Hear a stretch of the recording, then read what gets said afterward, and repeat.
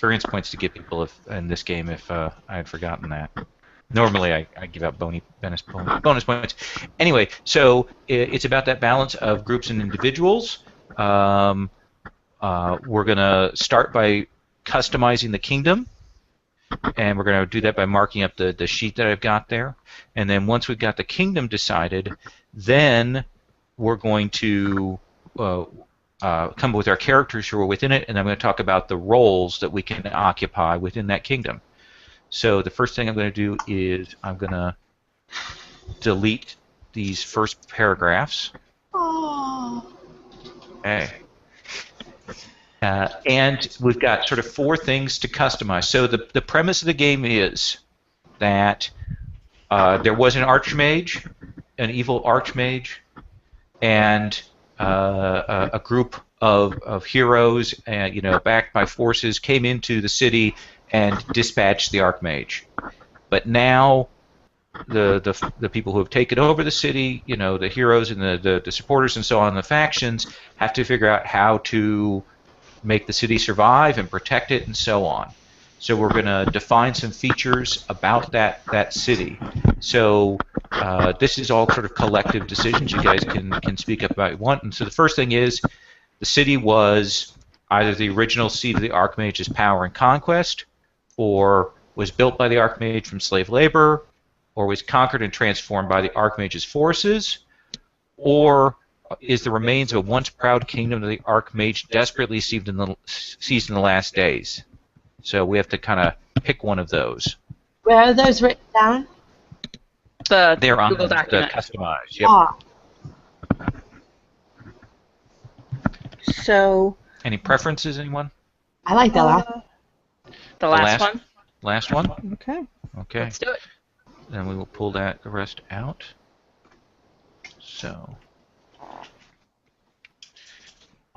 is okay. So now we decide how long ago the city was liberated. Was it liberated a few weeks ago, several months ago, or 1 year ago come tomorrow?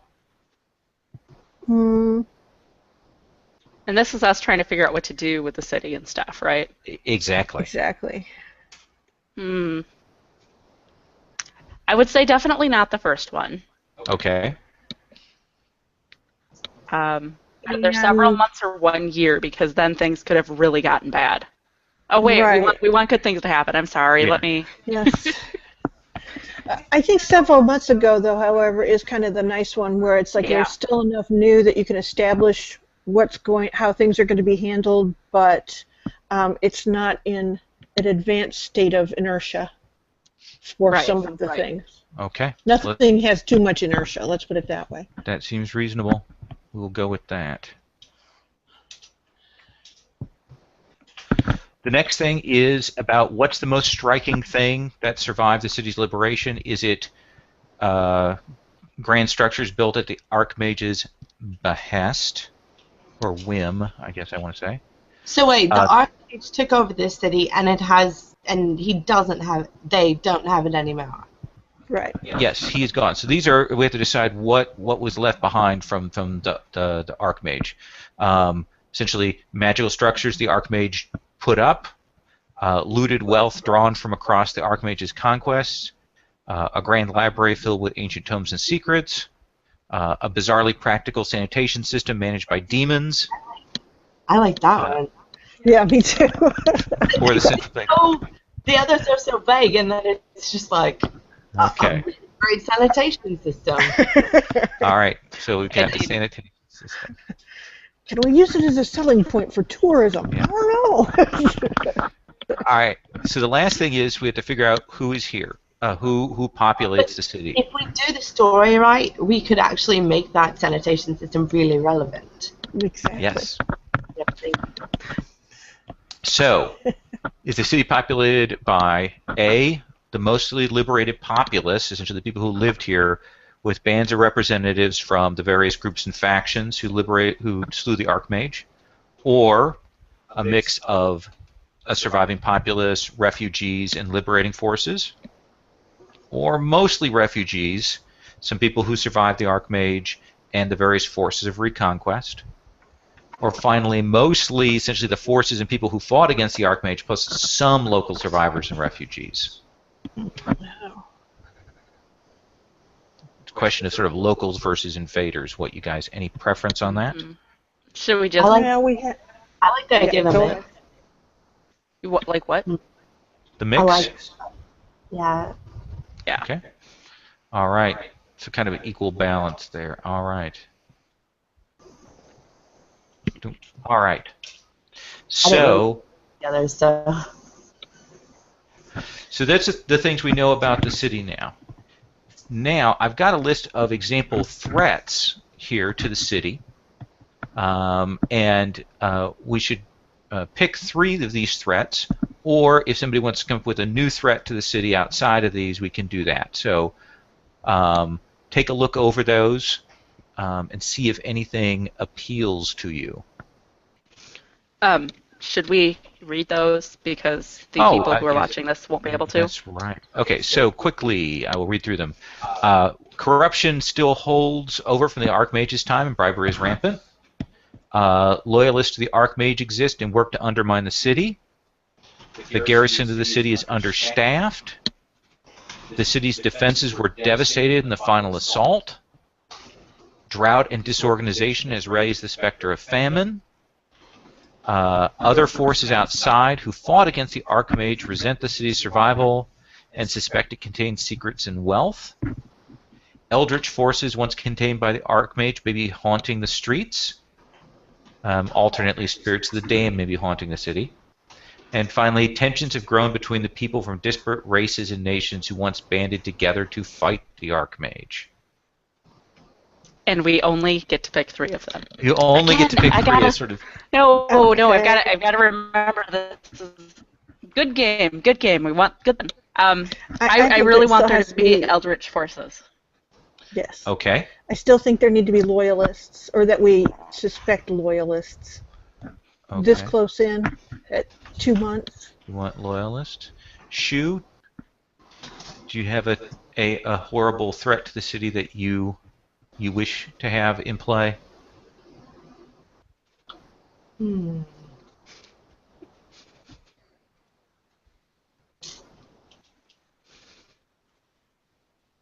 I like the other forces who fought against the Archmage, but I'm going back to the mixed.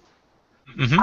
What if the liberating forces are the surviving populace, but they're the people who already lived here?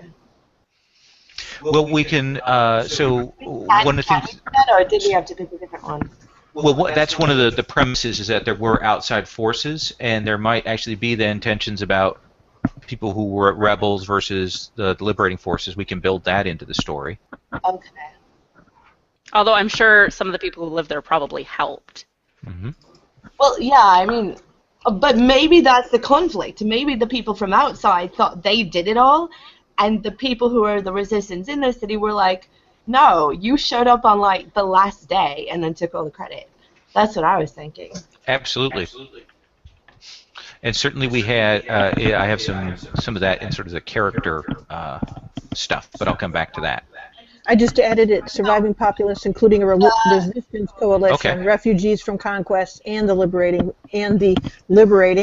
and we'll put it in quotes. Yeah, That'll exactly. be, Put it in quotes. And then I'll go with other forces who fought against, they resent the survival. So, the liberating forces, they're like, you guys, they came in to liberate, and now they're just hanging around and eating everything. That's what liberating forces do. yes. Okay. So let me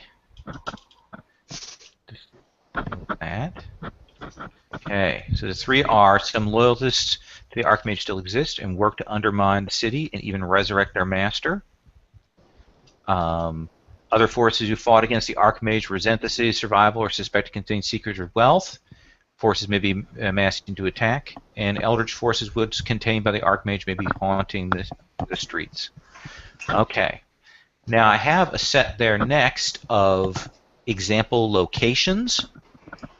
And essentially, we're each going to pick one, and then we're going to go through and pick another one. Essentially, a feature of the city that we definitely want there. So I will quickly read those out loud. There's the Hall of Summons, where the current Ridley Council meets. The River Docks, where the Marefolk hold sway now. Twisted Forest, outside the South Wall. The Red Nail Inn, a mercenary crossroads tavern. The former Mansion of Ministries, once a seat for horrors, now populated by refugees. The White Keep, that's the intact garrison fort. The Dog Market. The Baths. The Gallows Gate. The Broken Temples. The Crossroads. The Shackles. The Blue Pool. The Arena. The Undertunnels. The Repository of Silences, and the Tower of Harmony. So, Andrea, I'm going to start with you. Any of those? Oh yeah, I actually took this from the other thing I should have done. What do you think? I like the Undertunnels, sticking with our Liberators theme. Okay, so I'm going to hit that in red. Sherry. I like the baths because we've got an awesome sanitation system. So, We do. Yeah. Okay. All right. Shu?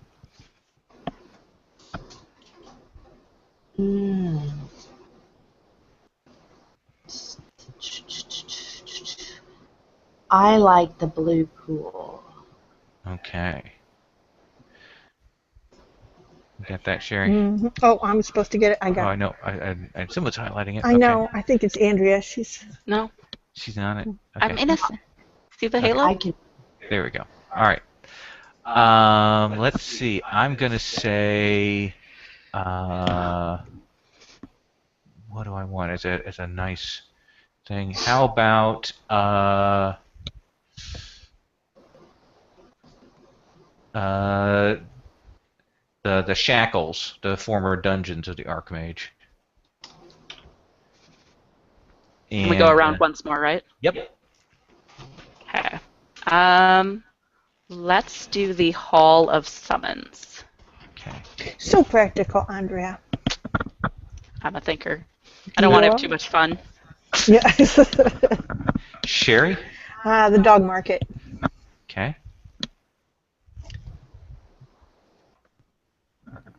All right. Shu? We have to pick the second one? Yep. Well, the dogs, because Norfolk, obviously. Okay. And let me think here.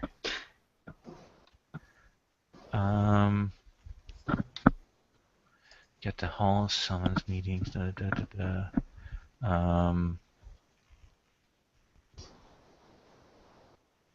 I'm actually going to say it may be boring, but I'm going to go with the White Keep, the garrison sort of that's within the city itself. Okay.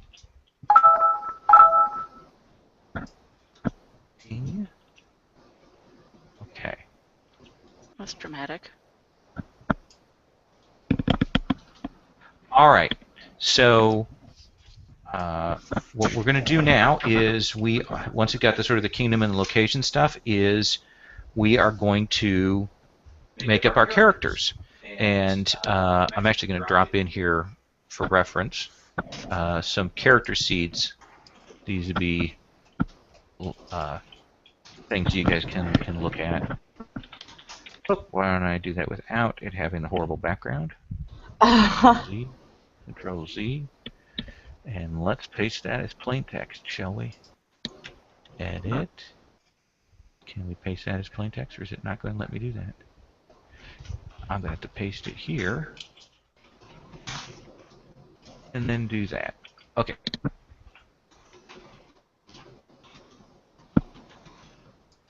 Alright. There we go. Okay, so there's some character seed ideas. So, what we're going to do is we're going to go and each of us is going to make up a character. And what I want to talk about is the role that we're going to have. There are 3 roles that are possible sort of for play. They represent ways that you can interact with the game once we get rolling. It is possible for your character to change and evolve and switch roles throughout the course of play. The first role is power, and the person who has the role of the power is a person who gets to make decisions. It's a person who, when we get to sort of the end of a round, there's going to be a question that's put up that's essentially a yes-no question, and whoever is the person in power who has that role gets to decide yes or no. If there's more than one person who has the power role, then there's some negotiation and discussion about that. A person who's in power also has the ability to make promises or threats to other players, and then decide at the end of the round whether they carry those out. For example, I played a game where we played a journalist, essentially a press room, and I was a character in power, and I told somebody that if this thing didn't go through, that essentially their retirement fund would be destroyed. And in fact, it did go through, and so I essentially burned their retirement. So that's what the power can do. So that's one thing. And a power might not mean that your character is specifically in power, but maybe an advisor to the person in power. You can define that how you want. The next role is the perspective, and the perspective character understands the kingdom. It understands the merits and flaws of the kingdom and can determine what will happen, what will be the consequences if different decisions are made. They're the ones that can kind of foresee and show. And that's sort of, in the game, your character has some wisdom, and then in the meta thing, you're going to be saying, okay, if X decision is made, this thing is going to be the fallout. This is what's going to happen. And you're going to make declarations about that. And at the end of the round, you'll be able to say whether those things, in fact, come true or not. Again, if there are multiple perspectives, all the perspectives come true. If there's contradictory ones, then there's some negotiation. The last character type, the last role, is the touchstone. And the touchstone is somebody who kind of knows what the common folk feel, what the general populace feels, what the tenor of things are. Whatever the touchstone says, that, you know, the common people resent this or appreciate this, whatever that touchstone says, that's the truth. And the touchstone can say whether, you know what impact that has. The other part that the touchstone has, the other power that they have, is to move the crisis forward, to move things and potentially ratchet the tension up. In the sort of Battlestar Galactica game that we played, the touchstone was a religious figure who essentially kept having his worshippers ratcheting up the tension until Andrea had to give in to his demands, because the potential fallout otherwise would have been awful.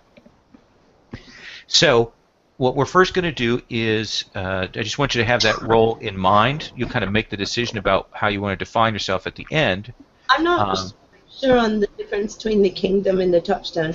The touchstone is like, this is how people are feeling, but the kingdom is like, this would be the consequence of this.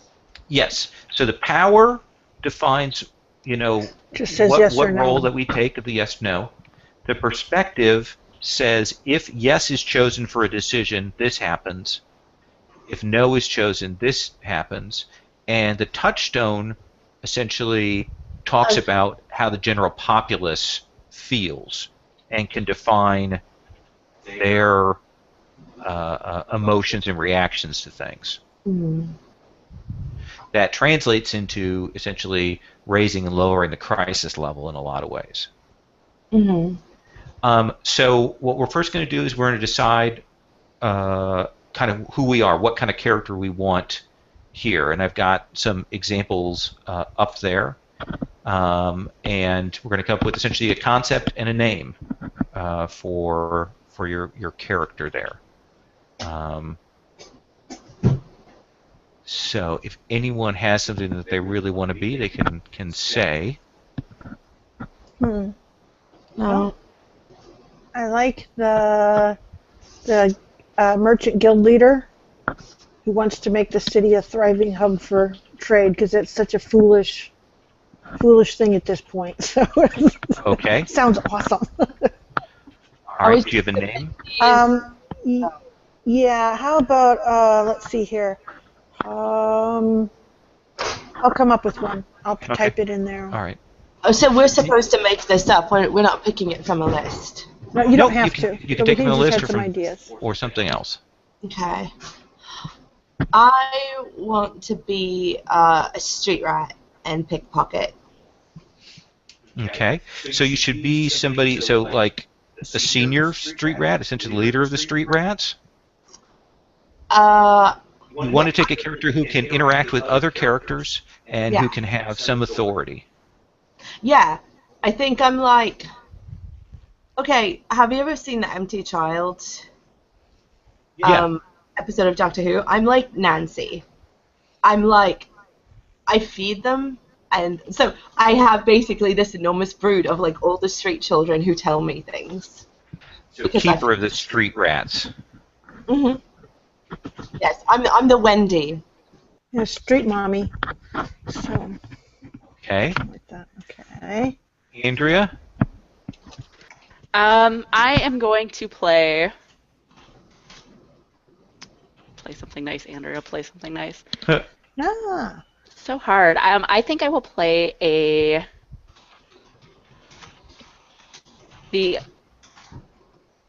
I like the Archmage's old apprentice idea. Okay. Oh,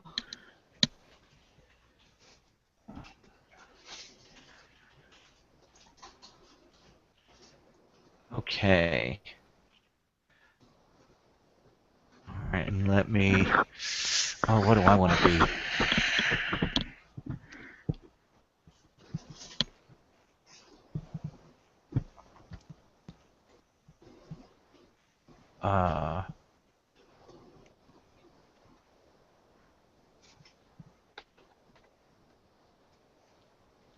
I think I'm going to be the Orcish garrison commander. Excellent. Okay. So now we have to come up with a name. Sherry, you're so quick. I wouldn't call that quick. That was long for me. That took a long time. Jealous of your naming skills.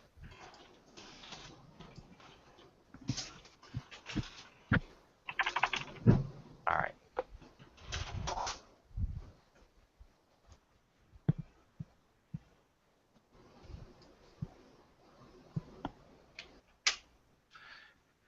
So I named my character Quizbarrow. That's a good name. So jealous. This is one of my few strengths. Is quick naming.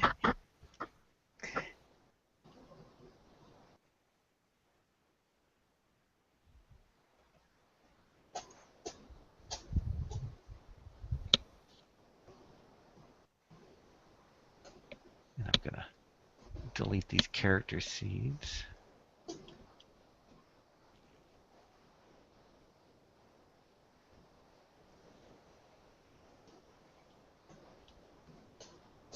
No. Went away. There we go. Oh, God, sorry. Oh, it's fine.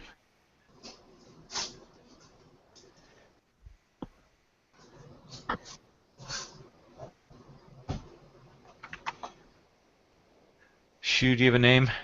oh yeah. I need a name. Quiz Sparrow. You're Yes. jealous, aren't you? Totally jealous. Actually, I might actually be named Wendy. Oh, clever. Okay.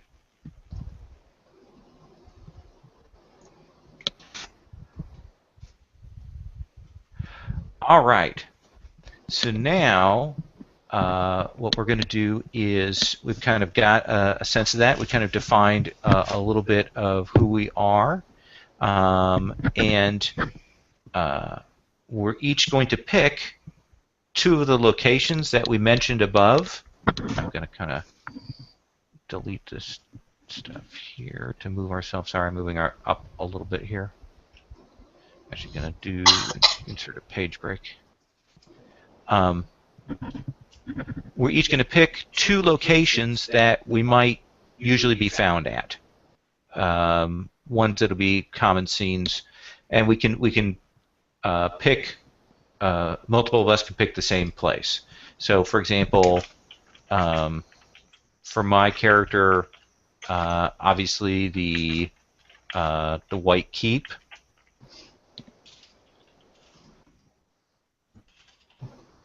Is a common place for my character. Garrison and well, it almost seems too easy to say. I guess I'll say the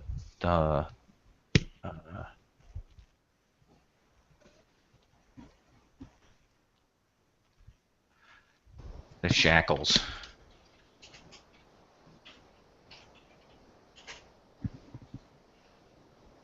So which 2 places do you think your character might be found, of the locations that we mentioned? Just pick 2. Yeah, they're just as it's kind of a common reference point for setting up scenes later on. Well, I feel like I should say Under Tunnels and Dog Market, but I really want one to be the Blue Pool. Okay, then say the Blue Pool. Yeah. And are you D-Wen now, or are you? Well, it's still Wen is the personal name, so. Oh, okay. Blue Pool, and what else? Either the Under Tunnels or the Dog Market. I can't decide. Not the docks? The docks, yeah, I really do like the docks. Yeah, let's say the river docks too. Okay. All right. So now, what we're going to define for our character is a wish for our character, or a fear. And let me explain what that means. A wish is something that you hope the kingdom will do, and a fear is something that you dread will happen to the kingdom. Essentially, you want to come up with something that you would like to explore and play. An issue that you want to see in the game. Not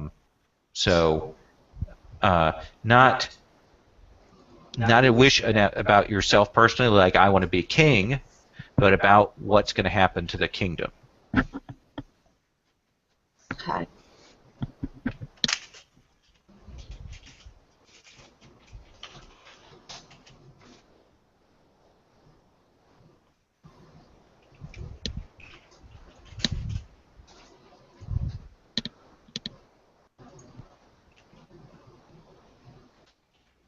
Okay. Oh, that's a good one. So, merchant, fear that the city will become a backwater. For the Archmage's apprentice, wish that the city will harness the powers of good and powers of the Archmage and use it for good.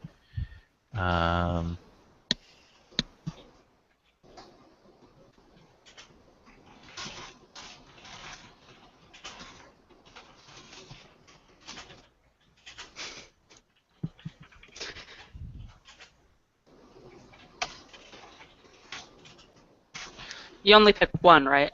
Only pick one. Yep. Though, Shoot. of course, the fear wish could be a really good carrot. Yeah, you pick one or the other shoe. Oh. Oh, we don't have just one or the other. Yep. Ah. I think that's a good fear, though.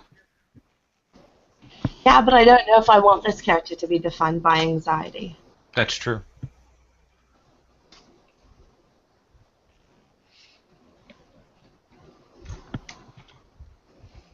I think I'm going to have this really simple. There. So, uh, what is she wishing for the city? That the city will have enough? Just enough for everything. Enough of whatever. It's a very simple wish. Okay, but it's a wish. What we're trying to find is if you're defining a wish, it's kind of a hope for what you want the kingdom to become. Oh, yeah, well, just a place where there's enough for everyone. Okay. That's really all there is. All right. Fear the city will become a backwater for the merchant guild leader. Keeper of the street rats, wish the city will have enough. Archmage Old Apprentice, city will harness the powers of the Archmage, use it for good. Orcish Garrison Commander, wish that the city will integrate the various peoples. Okay? Next, you need to define a personal issue that holds your character back. Okay. Well, I guess I can just use that fear as this. Sure.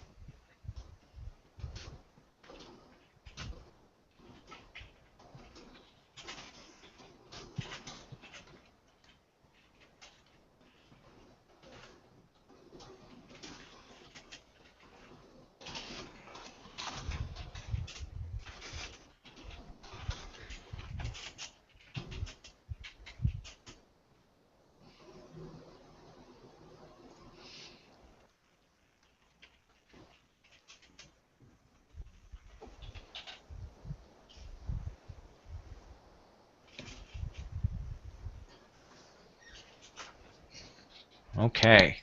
So for the Merchant Guild leader, personal fortune is not liquid at the moment, invested in a years-long shipping endeavor. For the Keeper of the Street Rats, for her, it's that there's never enough, in the sense of personally she feels that way, or... I guess. Would like it's not someone else's feeling. Yeah, no, I guess I'm asking. Oh, so what is that doing to kind of hold her back? Well, in an external sense, just that she can't really put a lot of effort into her own ambition because she's busy taking care of all these other people. Okay. That's good. That's a good way. She's trying to meet needs that can never be fully met. Okay. I like that.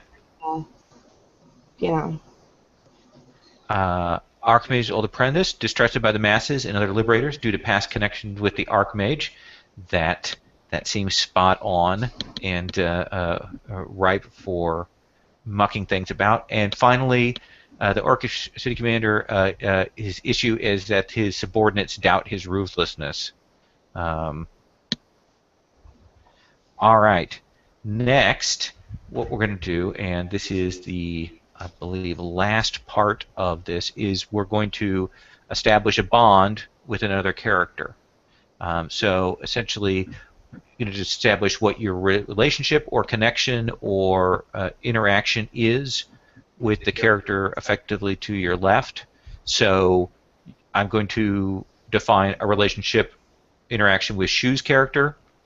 Shu will define an interaction relationship with Sherry's character. Sherry will define a relationship interaction with Andrea's character, and Andrea will define a relationship interaction with my character. Wait, who am I doing one to? Because your left-right is completely different than mine. So you're defining a bond with Andrea. Oh no! How will I ever do that? Okay.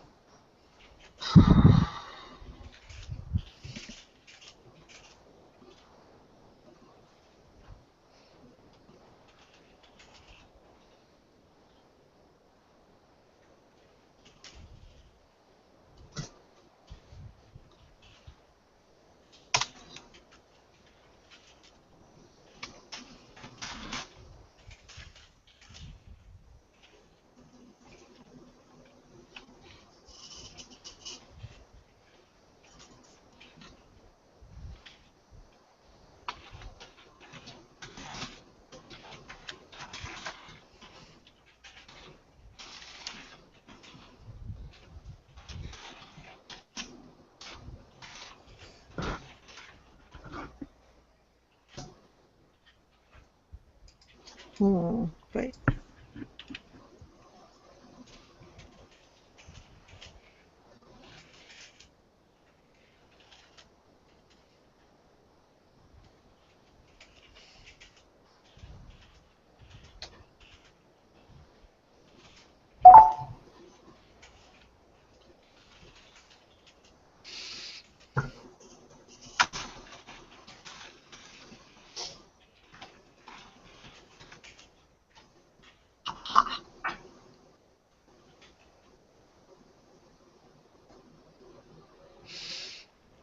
Okay. Sherry, do you want to read yours aloud? Oh, you're not done yet. You're still typing.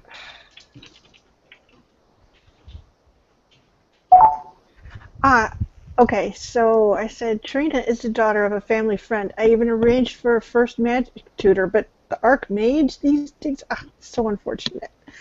So. And Shu? Davi is prideful and stubborn, but susceptible to guilt. So good. If things were different, oh wow. So you essentially are able to guilt trip the mage and have done that, the merchant, and have done so in the past? Yes, and there's kind of a hint of some actual genuine human connection there, but it's not something that she allows herself to bother with. We're all busy people. Andrea? Trina relied on Quizbarrow to be the martial arm of deliberation and continues to believe he will keep order in the city. And I said that Quizbarrow has been quietly dropping food and other goods lifted from the garrison to places close by Duen's hold. Does this in secret from anyone. Ooh, Neat. I like it. All right. So we're going to go down, and everybody should pick a role. What role do you want for your character? Do we need one of each? We should probably have at least one of each. That's the best way to do it. I recognize the word dibs. Shoot. Yeah. Who else could that possibly be? Well, I played the power last time I played this, so I would really prefer to play a perspective, if I may. Okay. You'll start as perspective. We'll get you to throw off those shackles soon enough. No. I don't really think of Trina as being much of the view of the common man in some ways. But I guess you're not common man. You're just the one that'll figure out what'll happen. Yeah, exactly. It's all that book learning. Yeah. Learning. Okay. Well, let's see here. Well, I'll tell you what. I'll have Davi take the power. Okay. And here's why. It's not so much that he himself is the power, but he's talking to all the council, and he's got, or she, is Davi? Davi's a female. Okay. Davi is a female. Fair enough. Davi has got connections, and is good at.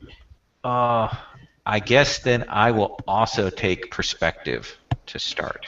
Interesting balance. Yeah. Okay. All right, so we've got power, touchstone, perspective, and perspective. Okay. So I'm going to go down to the next page here, and you can see that I've got it set up, and there's a line that says, will the kingdom, and I've got 5 dots there, and there's going to be a yes-no crisis. It's going to be called a crossroads. And then we've got a crisis set of boxes and a time passes set of boxes. So what we're going to do is this. Essentially, now that we've got our kingdom and our characters, we're going to play out and see how our characters interact. We're going to confront our kingdom and our characters with a crossroads. Essentially, whoever starts around is going to set one of those. And these are critical decisions the kingdom must make and that might change the kingdom forever. They're the major arcs of the game. Each one of these things will be a chapter that we resolve out. It's our job to make kingdoms that push the kingdom, crossroads that push the kingdom, and push characters into territory that interests us. So always put out a crossroad and check whether it's of interest, and whoever is the leader on the turn will set that. Before we get to the final decision on the crossroads, we'll take turns creating scenes and role-playing them together. We're going to be around, those scenes are going to explore the crossroad. Each of these areas, the top one, the question, the crisis, and the time passes, those are all countdowns. On your turn, once you've set a scene and resolved it, you will get to put a check mark towards completion. Normally, you'll be checking up on the Will the Kingdom question because we'll be moving forward to answer that question. But the crisis box can also be checked if what has happened in the scene has made things terrible, has made the tension ratchet, has created awful things. And then the time passes one is if you're uncertain if what happened doesn't move us towards a conclusion, doesn't move towards crisis, rarely, I mean, it's sort of a fallback if you're really uncertain. And once we finish one of those things, once one of those fills up, we kind of move to a resolution on that. Now, the power will be making the final decision on the yes-no. The perspective will be telling us what goes under yes and what goes under no. What are the consequences of choosing yes or no? Yep. You mean, sort of, okay. The touchstone gets to kind of, from time to time on their round, define what the tenor is of the people. The touchstone also has the bonus that when they go, if they want, they can either add or remove an X from the crisis timeline. So they could conceivably, remove one, or conceivably add 2 boxes to the crisis, essentially double check it. The power has the ability to make that decision at the end, but also gets to make threats and promises. Now, in the first round, this probably won't happen, but there may come times when somebody establishes something in the fiction or establishes something in play that you object to, either through the narrative fiction or so on. Let's say that my character decided to throw Sherry's character into the dungeon. No! Okay. Other people can challenge that. And challenges happen by stating a challenge, and then essentially there's kind of a give back and forth on that. Now, if that happens, we'll talk about how to negotiate. If the challenge sort of results in no compromise, then people can overthrow each other's roles. Meaning that somebody might challenge me for my role, and I would have to switch, and that person would take essentially the perspective's role. We'll get into that if something gets pressed hard on those points. Okay. Can I have some lemonade? Yes. Thank you. So I'm going to go ahead and start us out, and I'm going to pick one of the crossroads, set that up, and then sort of in turn order. In fact, let's set turn order here. Got a smaller font than that. No, I think it's the most important thing. It should be bigger font. Yep, get a little.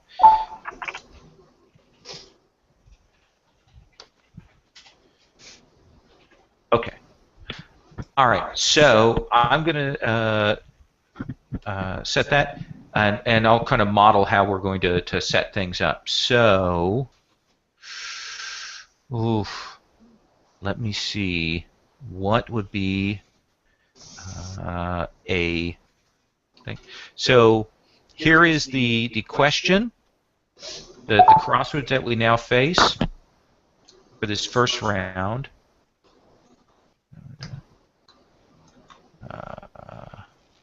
Paste that here.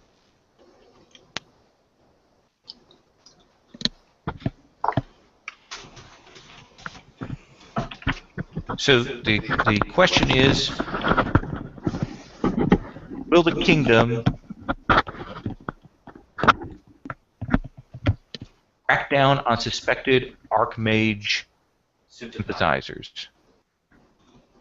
Essentially, The idea being that one of the threats that we established before was that there might be Archmage sympathizers. So the question is, will the kingdom organize to crack down on those we suspect? Maybe we know, maybe we don't know. Crack down on the sympathizers with the Archmage. Does that seem like a reasonable crossroads to start with? Mhm. Yeah. Okay. So I'll start, and what I do is I kind of frame a scene, and I want this scene to be myself with Trina, essentially meeting, let's say, where does Trina usually hang out? I'm going back. Blue Pool, Hall of Summons. She's very magey. Okay. So meet up with Trina at the blue pool, and we'll have with him a set of documentation, and we'll greet Trina, Lady Trina. Yes. I see that you Whisperl. seem. Yes, you seem to be scrying. I'm not interrupting magical stuff, magey things, And she's rituals, kind of curses. leaning over the pool, but she kind of waves a hand, kind of her fingertips lightly touch the water, and the whatever was in the pool just sort of fades, and it just looks like blue water now. She says, Whisper, no, what at all? Not at all. What can I do for you? So the council had a meeting earlier today, and they asked about the possibility of tighter enforcement on. Well, there's been rumors that there are people who still serve the Archmage. Not you, but other people who serve the Archmage in the city, and that they might be acting against the interests of the city. I have. I can certainly carry that out, but I don't know who they might be. There are difficult questions on that.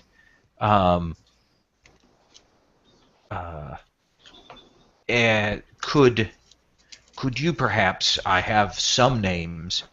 I was wondering if I might ask you to look at them, and maybe you could bring your experience to bear in rooting out these people.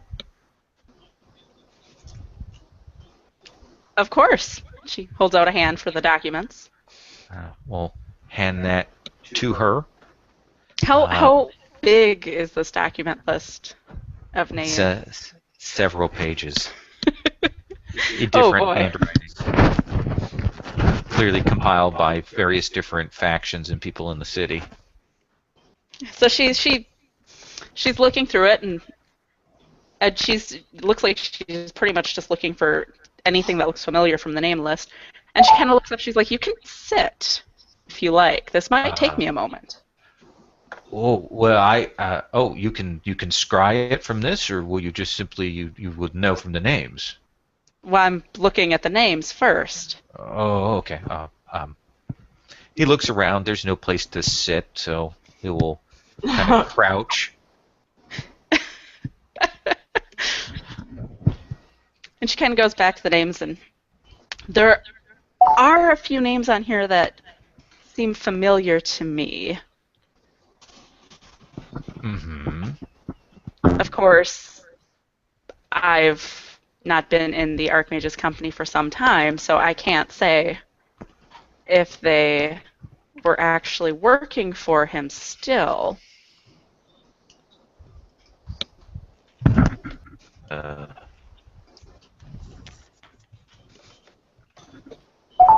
How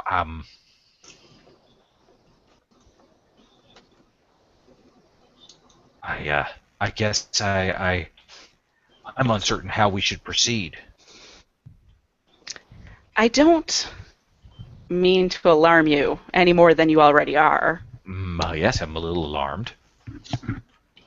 but it would stand to reason that there are still remnants here of his followers, or his hold over this place would have weakened more than it has. I'm sure you've heard the rumors about what's stalking the streets at night. I have.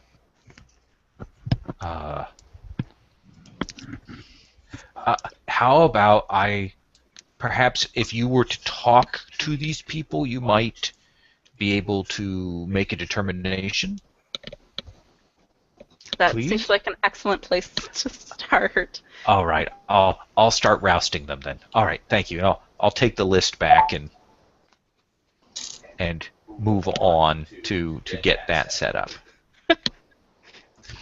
So that's the scene. I could have done the scene by myself, narrating my own, looking over the list, but I want to involve somebody in their reactions there. Now, as a perspective, after a scene, I get to define what will happen, what I think will happen if we crack down on suspected Archmage sympathizers, and I will put under yes, crack down. I will put down the obvious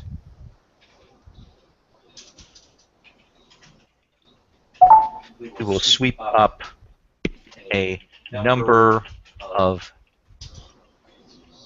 innocents in our zeal. So that is a prediction, is what that is there. And that is what the perspective gets to do. Now, one of the things that happens after a scene is there's the opportunity for everybody else. Essentially, if you want to describe a sentence or two of what your character's reaction is when you hear about this or find out about that. Sometimes some scenes won't be openly heard, things like that, and you have the chance to do that. And you can also use your role to influence things. Now, Andrea, who was in the role in the scene, also gets a chance as the perspective to also add a prediction. Okay, so I'm going to say if we, and it can be either a yes or a no, right? Yep. So if we don't crack down, the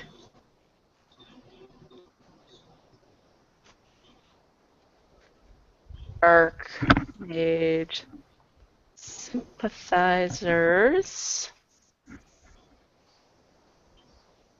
really need to play games where games I can actually destroy things. I'm doing it again. Yes. Stop me. Please.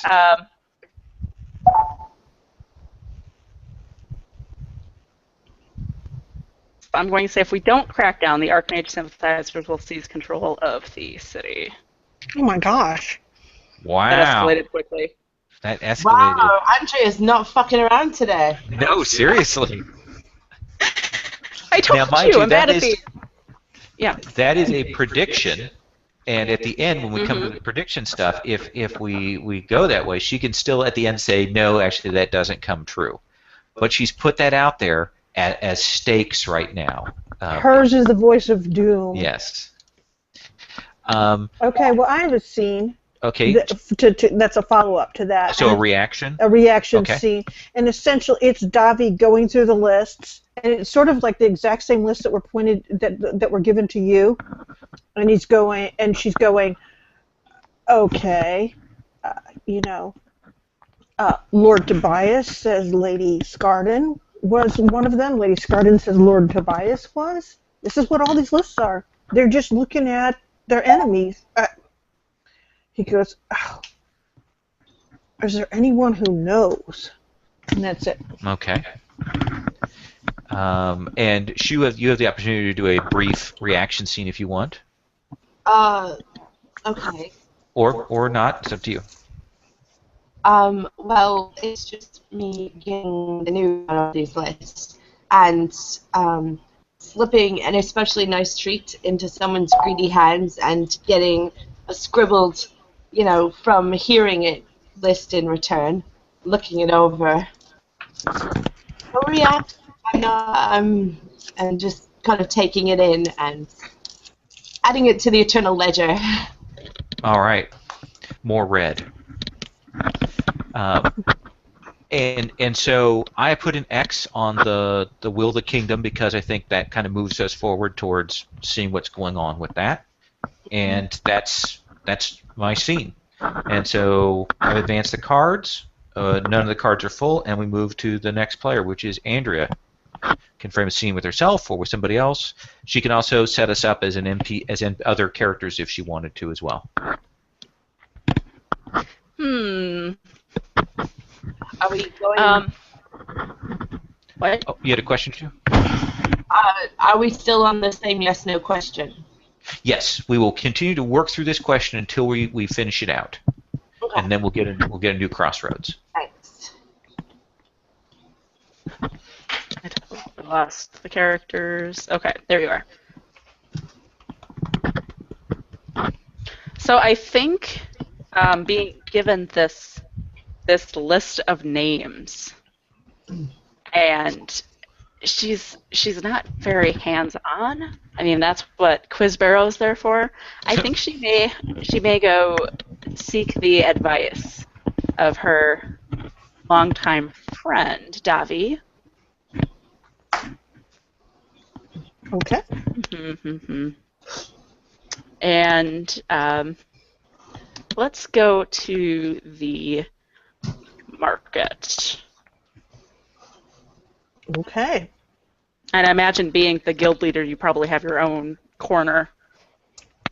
Of course, you're ridiculous. Davi walks around the dog market. Will take you in your perfect, precious little mage robe and drag you through the dirty, dusty, streets between all the stalls, looking at this, picking things up, having a little chat with people as he goes by, or as she goes by, knows everyone, and that is just, and you get no slowdown. And she goes, now what was this again? It's very disconcerting because Trina isn't used to so much bustling. I wanted to talk to you about the lists, which I'm sure you've heard about. And Davi is just like, oh, of course, the lists. He points, she points, they all point. They're all guilty, right? But none of them are, or at least not of what they're saying they are. Well, some of them are, but I don't know who. Do you know? Not yet, no. Davi will stop at this sort of nice produce thing and look at the things and go, look. We can look here. We can tell what's a good apple, what's a bad apple. What do we got to do to just, figure out which ones are the bad apples? Come on. He turns around and says, that's your specialty, right? This is mage stuff? Isn't mage stuff what got us into this mess? Nice to hear you saying that. Grabs you by the arm, walks you to the next one. So I'm just concerned how people will react. Concerned about how they'll react about what? If I help find whoever's lingering here. I know I'm not looked highly upon. Well, there's a certain pedigree with your degree, so to speak, isn't there? The problem is, for the people that would be talking to you, you are the one that helped bring down the boom on the old man. So it's not like they're going to completely ignore you. But just your word probably wouldn't be enough. The thing I'm trying to think of, I was here when all this is going on, and a lot of us were sympathizers in that, we weren't like trying to stab him right there because that was instant death. But what do you mean? It wasn't like we were doing anything archmagey. We weren't throwing our families under the bus or anyone else under the bus, except for the old enemies we always have. I mean, and most of us didn't even do that because it wasn't like he was listening to any of us. He swooshed in, essentially blew away the doors, killed all the forces we had, and said he was in charge. And either we went along with it or we would just start laying down great blasts of power. So I'm really not sure who we're looking for here. How unhelpful. That's the problem. But boy, there sure is a lot of finger pointing. Do you know anyone who may know anyone who was closer to some of these people? I mean, I recognize some of these names. Yeah, but the actual three that were sitting there up in the apartments with the old guy when they busted in the doors, they're dead. And okay, there's like the son of one of the guys. He's down in the dungeon. Maybe if they really were in on it and not just trying to preserve their hides and kind of hope and spin things along until something killed the guy or changed things. They were just trying to figure out their place. But maybe if they really were up to something, maybe this kid knows. That's a very good idea. Did any of his other lieutenants have family? Lieutenants? What are you talking about? The people who followed him. They killed all the guys with the big hats. Okay, if they had those guys. Yeah, Badges. Yeah, if they had the epaulets, if they had the big hats, dead. Okay. So what those lists are? These are people that were always part of this city, and they're saying that they were sympathizers. Well, there's something still here. I know that for sure. And you think it's people? Very well, maybe. I mean, it's not like I like everyone on these lists. But when I go, oh, here was someone that was in league with the old guys, I'm kind of going, really? She starts saying, and then she kind of stops, kind of looks around, and then lowers her voice. She's like, his powers are still active here, which means there's either somebody maintaining them or protecting the items that maintain them. But see, that sounds like magic stuff. It does sound like magic stuff. It doesn't. That's just what I'm saying. I'm saying that these are a bunch of potty old nobles who, have got it out for each other because they want the paintings that are in the other guy's attic. I mean, this is what we're talking about here. What's At least the that's name what of the I'm guy? saying. Just like it's Travers Deleuze. I mean, he's just kind of a whiny little guy who's going through that time of thing where he didn't think he was going to inherit for another 40 years and was drinking a lot of wine and whoring but maybe he noticed something if there was anything to notice.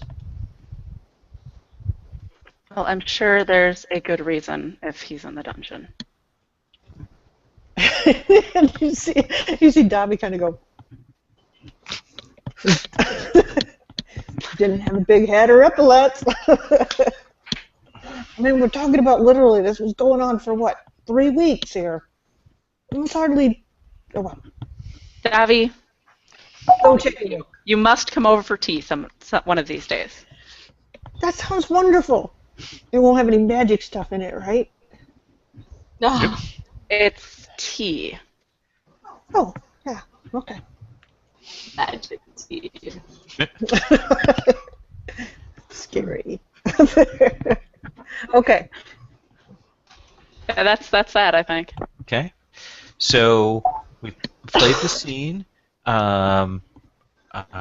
We have the opportunity if either Shu or I wanted to do a reaction to having heard about this conversation or what comes out of it. I think for me, it's mostly my character's sort of impatience wanting to get a more concrete set of names than the huge list that he has. Shu? Yeah. I kind of want to I'm more on the other side. I want to discourage people from going after it too hard because of the aforementioned addiction for yes, which is when people start up that kind of like, let's find the bad guys.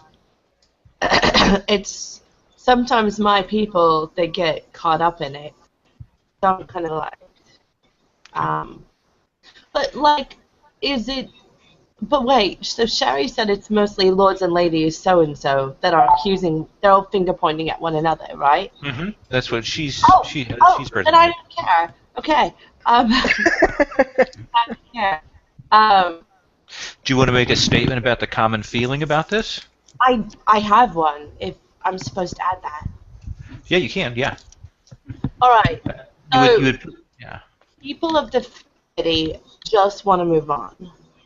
They want to have a couple parades, stick medals on a few guys, and then they want to forget the Archmage ever happened. They don't want to spend the next, like 30 years, they're kind of they don't want to keep thinking about it. They want to start their new life. So the people are resistant to the kind of careful, scrupulous cleaning up that a proper cleaning up would take.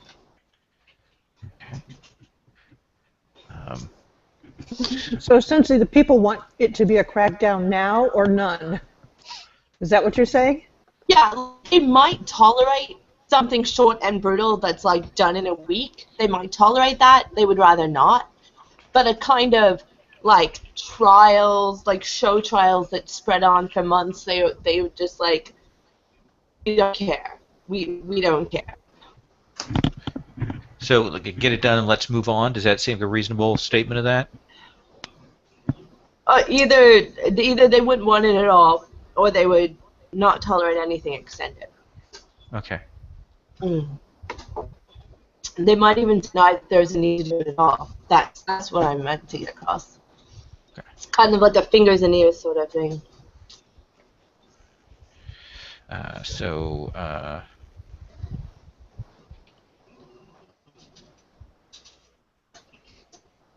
I'll just summarize this. Let's move on. We'll just leave it as that. It's just a simple way to put that. Yeah. Now, you have the option with your reaction. You could. Do you feel like this is increasing the crisis significantly in the city, or are things still stable? Not yet. Not. Okay. And mine doesn't affect anything. So Andrea and Sherry both have the opportunity to make any kind of predictions or threats, promises from the power on this thing, and then Andrew will advance a card. I had my feet like that. He just shoved himself in there. I don't think I need to make any predictions. You don't need to, but do you want to? Must not destroy the kingdom. Must not destroy the kingdom. Oh God.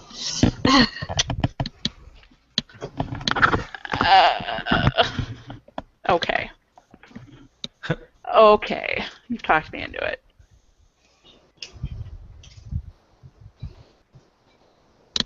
Andrew's kind of a sadist. I can't help it.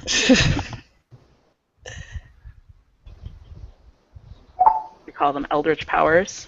Yes. Okay. So I put the mysterious eldritch powers will cease to roam the streets If we crack down. Yep. Okay. Huh. All right. Sherry, do you want to add anything? A threat or a promise? Did your character do that? Made a threat or promise in the transaction there?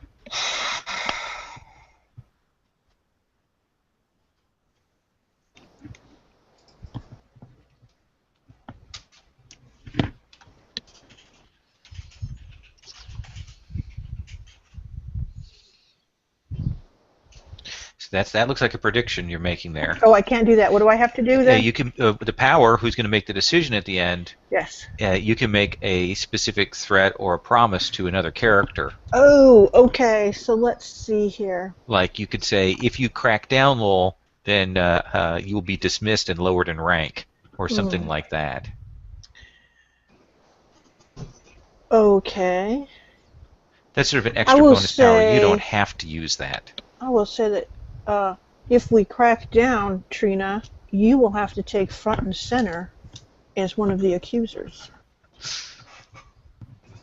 Okay. Oh, shit. All right. So I'm going to put power promises there, Okay. and I'll let you. You got to spell promise right. Shh. What a terrible person I am. I know. Dear Okay. internet, Lowell cannot spell when people are watching him. Yes. So, Okay. Andrea, which card do you wish to advance? I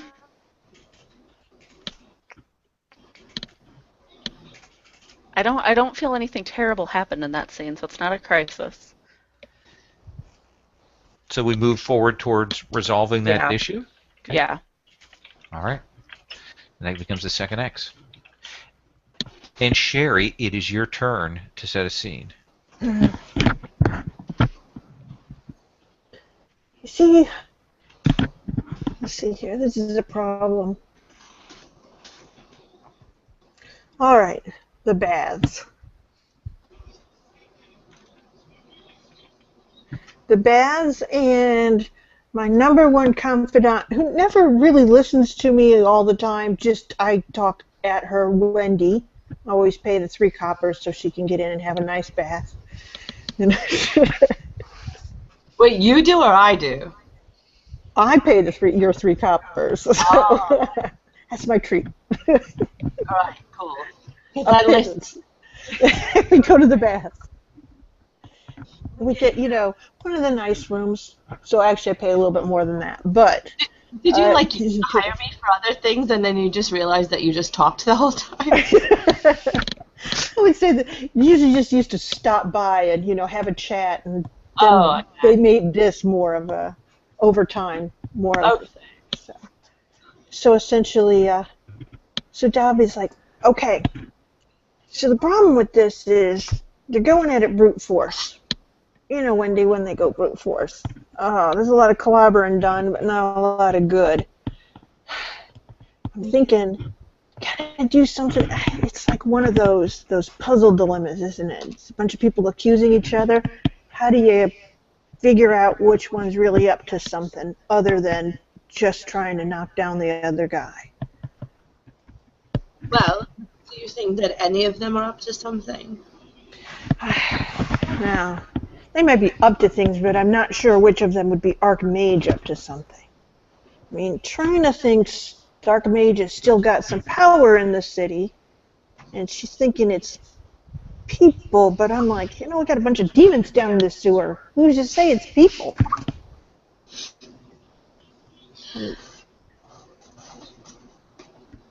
I forgot what I was going to say. Do any of them do any good? All these people pointing fingers at one another. Well, sure they do good. I mean, in the sense of they got the money, they got the responsibilities, they got to keep things up. It's a lot of work. A lot of them aren't doing as good as they like to look like they're doing. And that's where a lot of the finger pointing is coming from. They think all the other guys got it better, and they want a piece of that. None of them are that. And for some, mostly they're just really envious of each other. Now, I'm not saying that wouldn't mean that they might have not looked for a leg up when a new power came into town, but just sort of shakes it. I just didn't. It was just too fast. Nothing moves that fast in this city, except for those demons. How did the Archmage get those set up so fast? I don't know. I don't think you should be surprised at the speed of the rumors. Well, it's going to be a lot of blood. Maybe, but would there be really any real harm letting them all topple each other? Well, they didn't show me all the lists, so for all I know, my name's on one of them, but it's just the ones I did see. You're only on one of them, Dovey. So someone's got to be on 2 lists in order to go down. I'm just saying, I don't think you're exactly a prime suspect. Well, Completely it's honest, not no, I even- think you're smart enough. What? Nothing. So you always say things I don't expect, so I don't hear them. It's a flaw. It's a horrible character flaw, Wendy, I tell you. I know. I have so many of them. Look. Things are gonna happen like they're gonna happen. You seem pretty fatalistic about this. Well, I don't have any reach in the houses of the grand and powerful. I have my people on the ground to look out for. Yeah, and there weren't a lot of little guys getting the blame. So this concerns you. You need to think of who you need and who you don't. Who it's worth it to you to protect. Ugh. All I know is the Archmage is trying to return to power in the city. There's no one in the city proper that can stop it. People can just protect themselves. And if they have the means to do, they will. That's interesting. She did slightly stress in the city proper. Mm-hmm. Okay.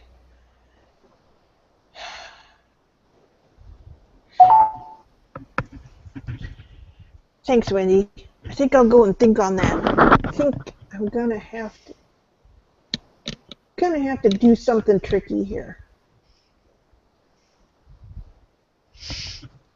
Thanks. Shall I tell everyone that there's dinner? Mm.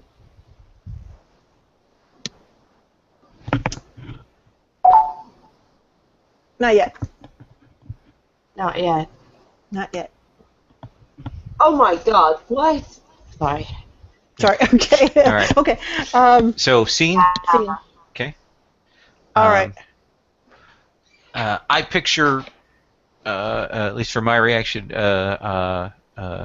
Quizbarrow kind of now having to deal with pushing and prodding from not just the nobles, but probably having to meet with some of the quote-unquote rebel leaders, and kind of having to calm them down a little. I'm going to say I'm actually going to do a prediction on that.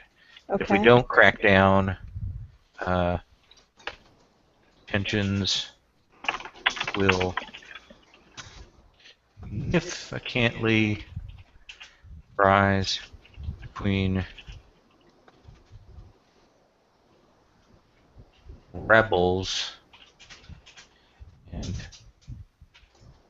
air quotes liberators. That's my reaction. Okay. Trina.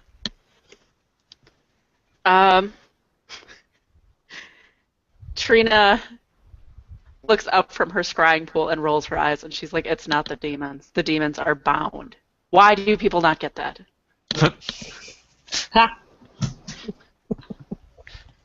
Because they're demons. They're made out of chemicals. Yeah. They're organic.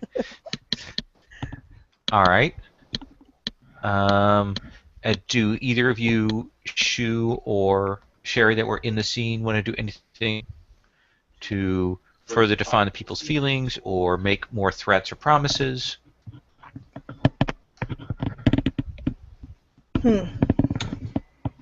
Let's see. Power promises.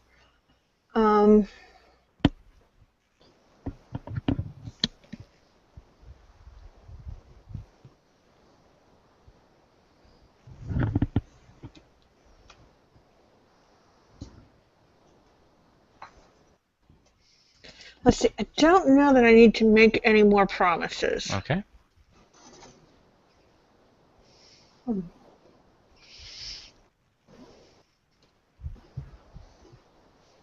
How about you, Shu? On Mm. people's feelings. Uh, You're just not concerned about it? yeah, like the common people are kind of like, now that the lists have gone around, they're like, oh, low risk people, okay.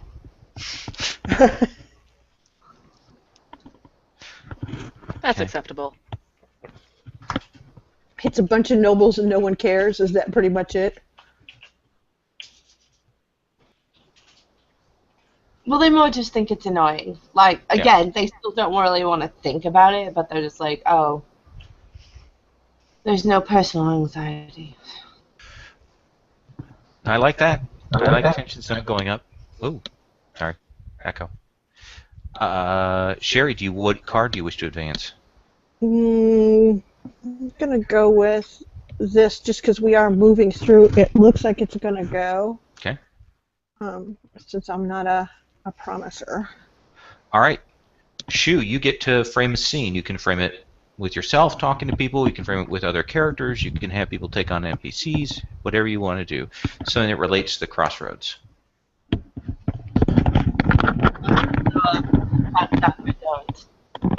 don't. Well, I think I actually want to see your character, Lowell. Oh.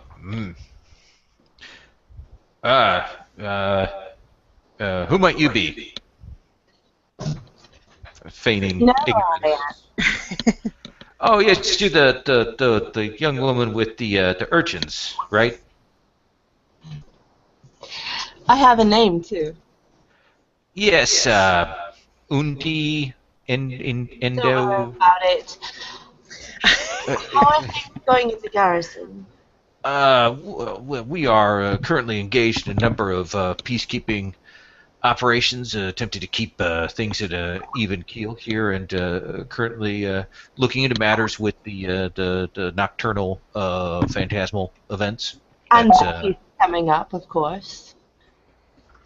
what do you mean? I'm sorry, what?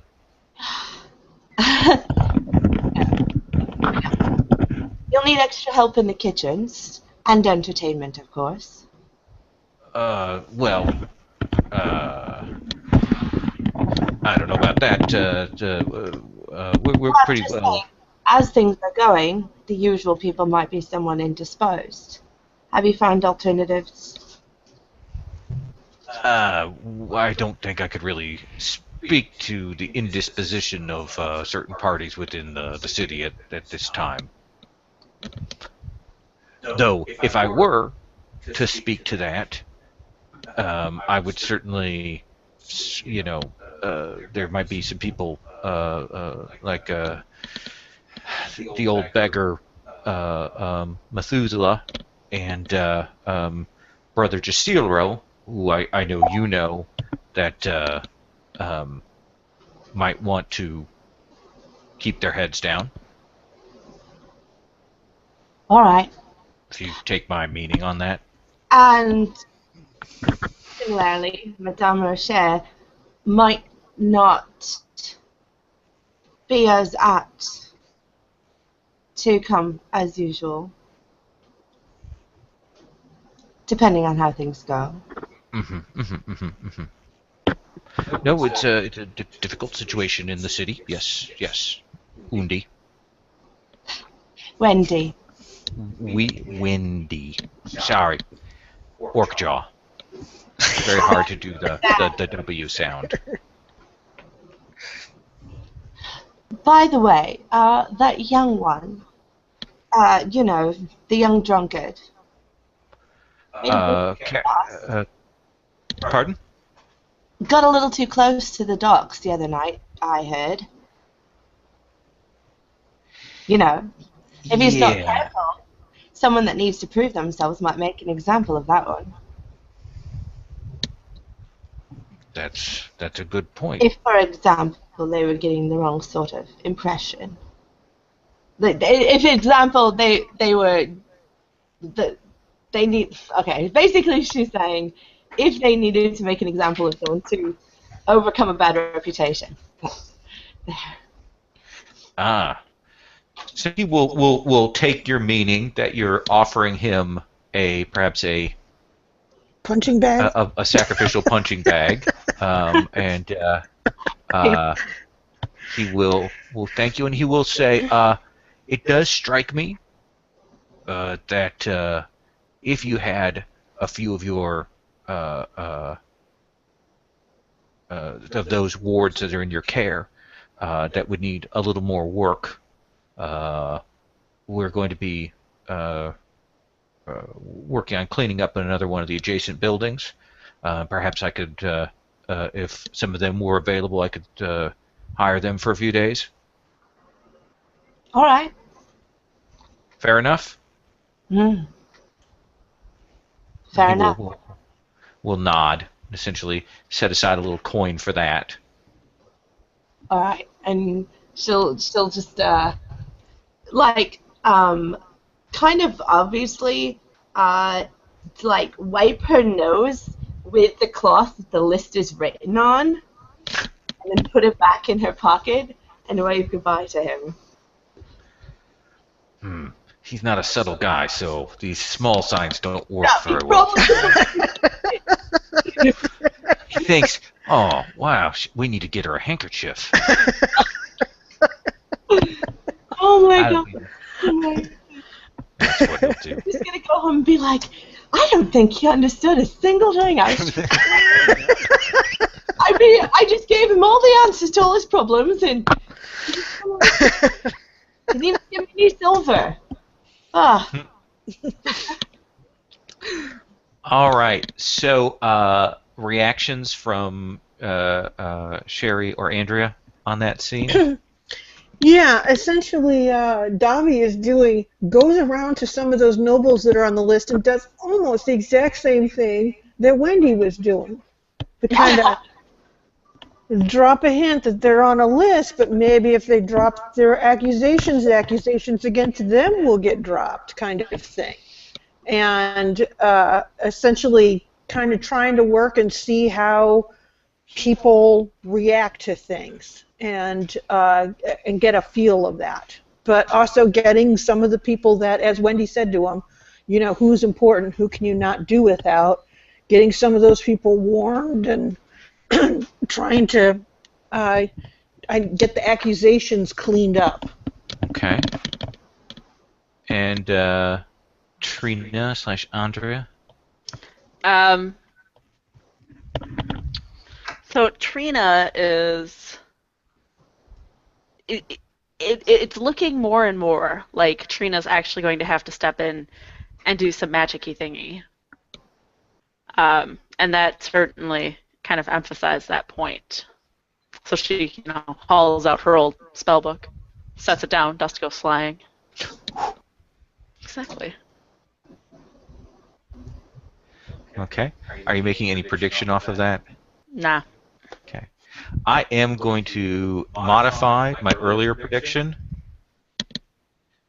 now that you guys are taking some effort on this. Say small numbers of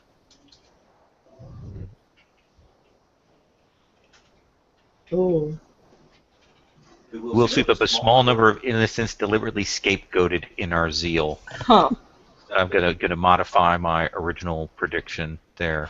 Do you want to add anything to the people's feelings or modify it at all, Shu? Nope. Okay. Which card do you wish to advance? The top one, the crisis, or the time passes? I'm not understanding what that means. Okay. So once once all the X's are up on the kingdom thing, then we go and we resolve that out, and then we move to the next crossroad. If all the X's were filled on the crisis box and they carry over from crossroad to crossroads, then bad stuff happens. And essentially represents there being essentially tensions that have to get resolved. I kind of like how we've just been piling everything onto the top one. Okay. All right. And we have been incredibly on target, so. Yeah. All right. I guess then it comes back around to me for my scene. So I guess I will go and meet. Actually, let's do a scene with all four of us. Okay. With the idea that Trina has called us, that she's decided to work some magics, and we're here to kind of hear about that. And you've brought along your assistant, since you were called sort of in the middle of the day, or your comrade there. And shall we meet by the blue pool again? Does that seem reasonable? It's a magic-y place. I like it. Okay. All right. So essentially, we'll set the scene again. I picture a great domed building with this large pool in it that's sort of inset that used to be bright and cheery before the Archmage came in, and he managed to darken the place, and it hasn't quite been cleaned up since then. And so it's still quite dimly lit in here. There's black mold growing on the dome. Yes, yeah, it's got lots of mold problems. And he screwed up the ventilation system. yeah, That's most of what he did. It didn't do any sort of evil spell stuff. It's all ventilation problems. He's way too worried about the sewer system. Right. So I'm going to say that Quizbarrow is a little surprised to see the Davi and Undi there. So hey, we'll greet you. Hello. Oh, excellent. Our garrison leader. It's Hi. so Quizbarrow. Quizbarrow. Good name. Barrow. Yeah. Yes. No, it's all fine. Yeah. Any way you want to say it, it's all good. Davy sort of nods, a little confused here. And he kind of looks at the entourage of Wendy and some of the other kids that are there, and She just kind of lifts her chin like, what? Trina, you said you had some things that could help with the process that we're making the decisions on right now. But you said we were going to need some fast messengers, right? So Davy kind of nods to Wendy in her charges. Yes. And she turns and she kind of gives Wendy like a very kind of searching look. And then she looks back at Davi and says, "Can she write?" Does it matter? Yes. It would be helpful unless she has an incredible memory. Well, she does, but if there's any writing to be done, I'll do it. You need someone who has a formal stamp, don't you? That's not right, when most of the people you're sending messages to can't read. I suppose it depends on who it's being sent to. Given that we don't know the process yet, maybe Trina. I'm just a simple orcish garrison commander. I don't understand your sophisticated magic and so on. So perhaps you could explain it to me like I'm a piglet. Of course. Oh, this should be good. Actually, Davy looks a little relieved. I'm sorry. Just take for granted certain things. Yeah. Secret messages. Chat there. Okay, so the way this will work, the reason I invited both of you, and the reason why someone who can write would be useful, is the three of us are going to enter a trance state to look through the eyes of those who have any connection to the Archmage. Okay. And I thought the pair of you would make reliable witnesses. Okay. So, like, we're gonna try to figure out who they are from their surroundings. Like, oh, I recognize that candlestick, that kind of stuff. Mirrors, windows, reflective surfaces. Oh, well, that was a lot less exciting. I thought my fine appraisal skills might finally come into use. Oh. Okay. Certainly, if there's nothing reflective nearby. Can I make a suggestion, a modification to your brilliant yet magically filled plan? Yes. Perhaps someone more familiar with people in the city, like the young Mistress Windy, might be able to be better involved in this arcane process. And I could take notes, because while I am a simple orc, I do have polished handwriting. A simple orc you may be, but your reputation is impeccable. Well, that's good to know. I can Easy, certainly, Davy, I can. Mindy covers her mouth very quickly to stifle. I can certainly add an additional person to the spell if she would like to.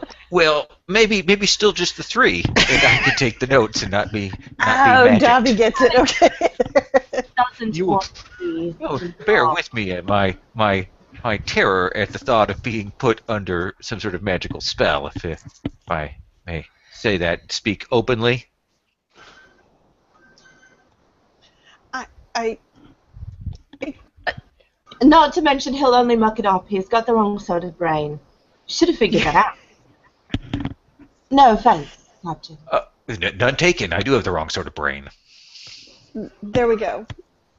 And certainly, the three of us are all, well, we all have associations one with the other, if not all of us to each other. So perhaps that would be better for, I don't know, sympathies. At least it's better for, I don't know, having drinks after the show. So what are we going to do here? Wendy names a date about 5 days past and looks to the others for confirmation. 5 days past is how we're going to time things? No. As in, you were talking about sympathies and us having things in common, and Okay. Wendy says last Tuesday and looks to you both to see If we get it. if you get it. Davy doesn't get it. Nope. Really, because she comes from a much more subtle culture than the other guy. Yeah. I love it. She's like, no one ever understands what I'm trying to say. Oh, I get it. Oh, his head cheeks go red. Oh. And then Davy goes, oh. Okay. I'm so All long right. past that. Yeah. Okay. All right. So magic. We were doing magic, right? There's something magic going on, right? Okay, so is this going to show us what they currently see? Because aren't a lot of them in prison? Well, yes, but we'll have minute control over them. Enough to, say, look into a mirror or find some sort of, if perhaps if they're wearing a signet ring. Or, Sure. Yeah, there'll be something. but Do we have enough control to send them to the window to look out upon the street? yes. But our control will only last for a very short period of time. That's something. And she starts speaking to the children in kind of like a cant, so you can kind of get it. But she's basically saying, tell everyone to spread out through the city to the names that I told you. But you guys might not get that. She just says something to them very quickly, and like 3 of them run off. Sounds like magic. Okay. Now the reason I would recognize some of it. So. the reason it would be helpful for there to be someone who can write and write quickly. Yeah. Just We will shorthand. be. How do I explain this? The rate at which we will be entering these other persons' bodies, possessing them, will happen instantaneously. Mm-hmm. Mhm. And to us, it may seem like a few moments pass. But as soon as we're able to call out the name of the person, we will, and we will have to. Because, all right, so essentially what it comes down to is we will be in all of these people all at the same time. And Okay. it will make sense once we get there. I promise. You're just going to have to trust me. But the names will be coming very quickly, is what I'm trying to get across. Okay. And if we don't know the name, we describe something that hopefully will help us identify who it was. Yes. Okay. Sounds like a plan. Okay. And so, Quizbarrow, So we were you just participating? Quizbarrow's going to write things down. I'm going to write down. Okay. Yeah, I'm super fast at writing Okay. Okay. in Orcish. We'll translate it later. We'll get it in post-production. Are you ready, Excellent. Wendy? And so shall we kind of cut the scene with you guys doing the magic? Does that seem a reasonable place to Yeah, cut definitely. that scene? And of course, the magic is all evil and terrible looking. Okay. Really? So I'm Oh, actually yes. going to, since I called the scene, I'll do the sort of first prediction on this. Oh, And I'll God, say- demons! Oh, God.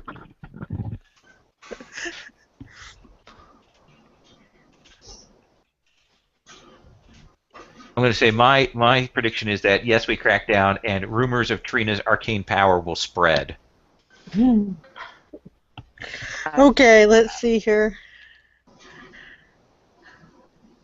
Wow. Do you want to add anything? Anybody else? Since we're all on the scene. Let's see here.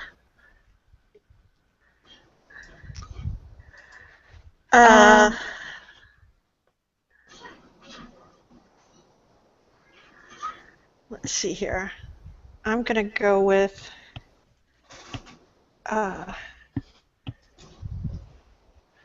Any promises or threats? yeah, that's what I'm thinking about. Let's see here.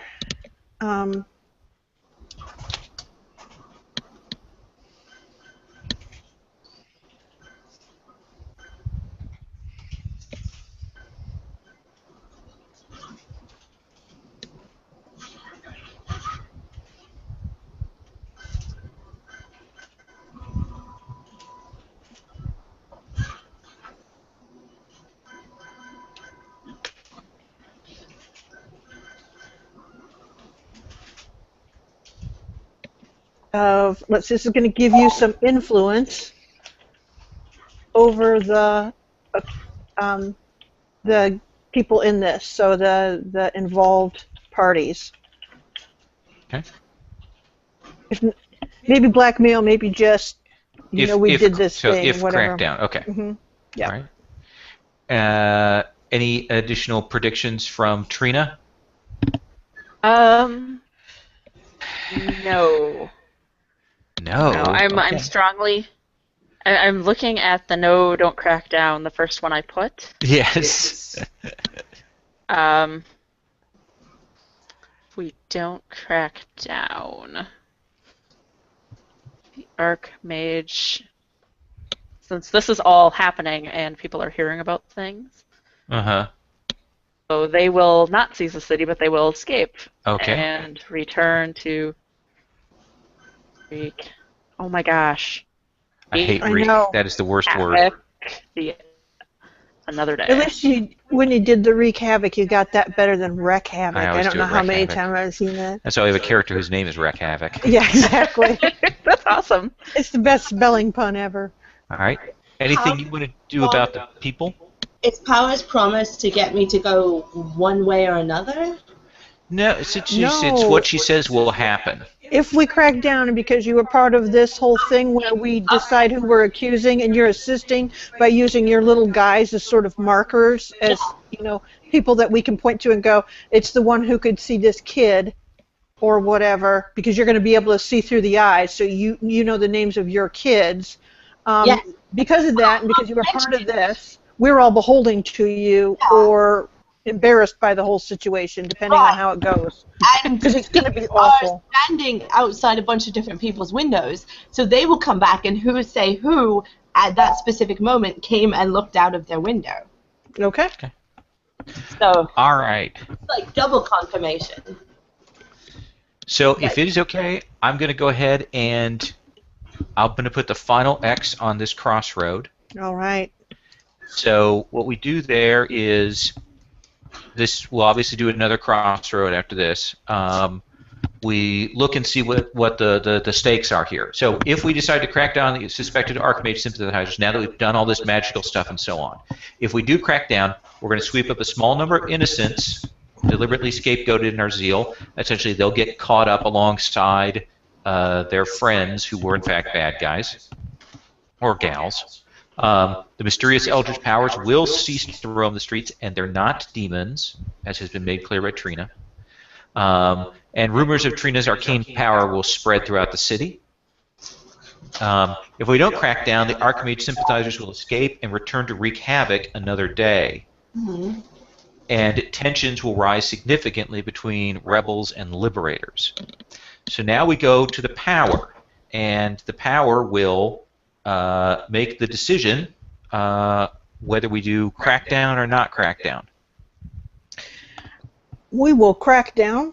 Okay. We will crack down because despite Davi not wanting to be part of it, despite it being horrific and diabolic and the ickiest, horriblest, I mean, he just paid for the little girl to have sparkly magics, and now she's doing this. It's horrible.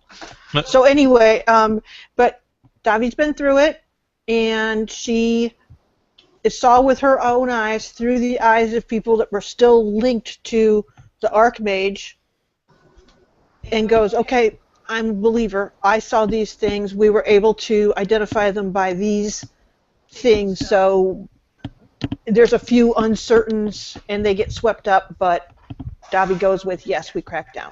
Okay.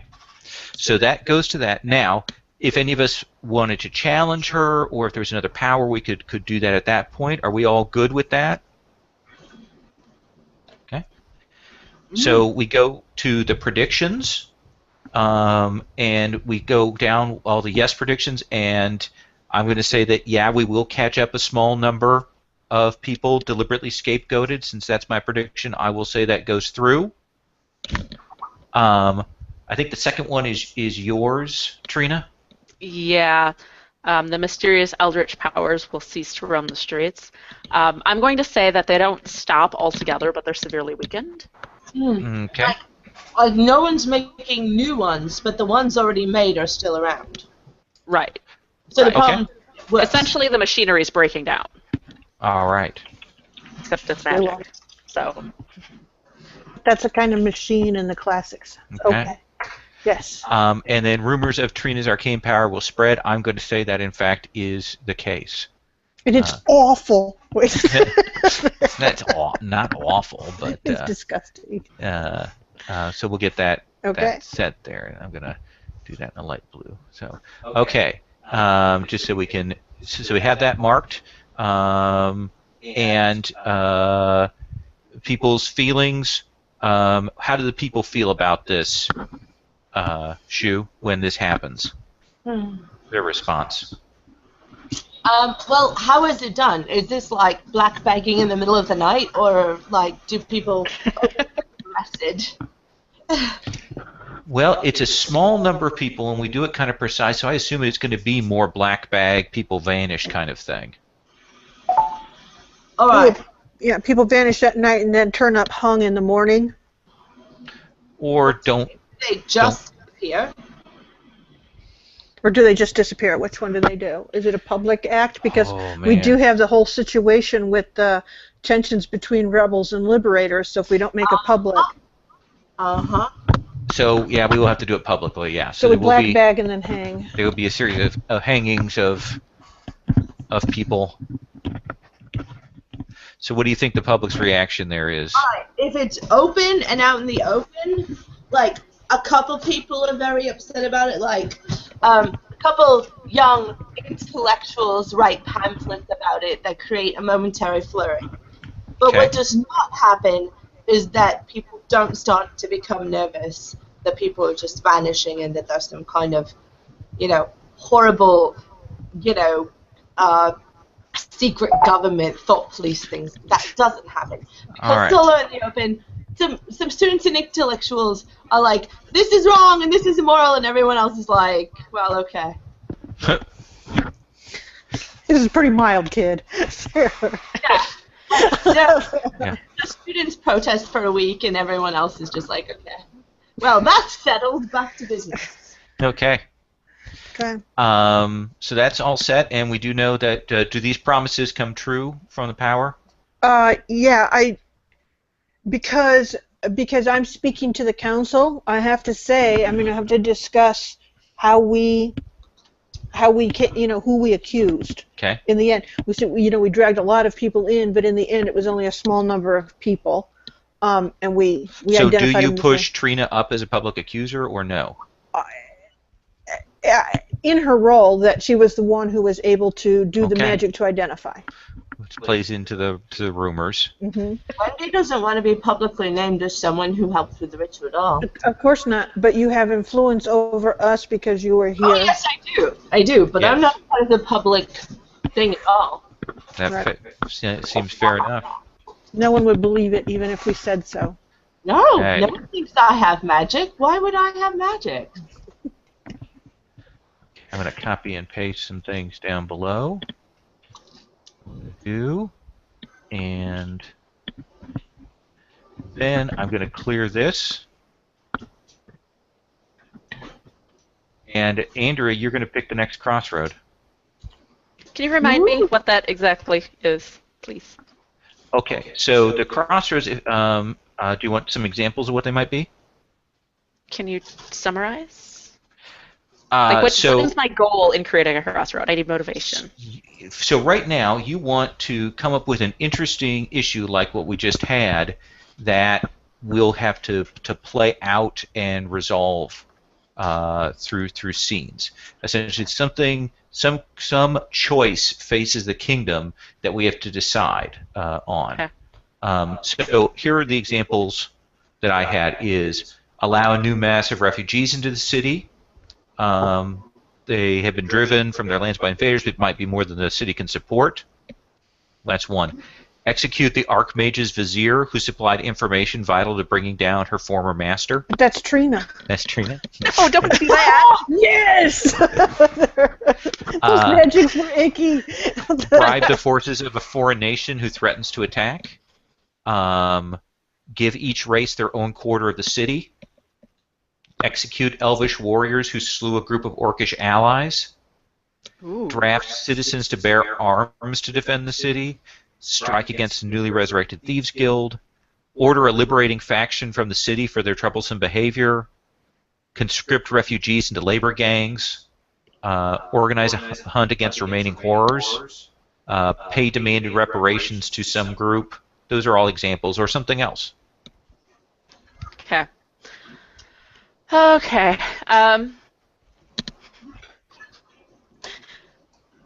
Sorry, I need to put on Yeah. my serious face and Yes. stop trying to sabotage this game. Whatever you think would be most interesting to play out. I think it would be interesting to play out the basically conscripting people into the army to try to repel the attack that may be coming Okay. from the other forces. All right. So Are those Draft all is- orcs, though? Pardon? The potential invaders, are they orcs? We haven't who are- defined who they are. well, and I'm going to let you define that here in this thing. Who do you think they are? This Well, they're invading not force. orcs because our garrison commander is so important. Okay.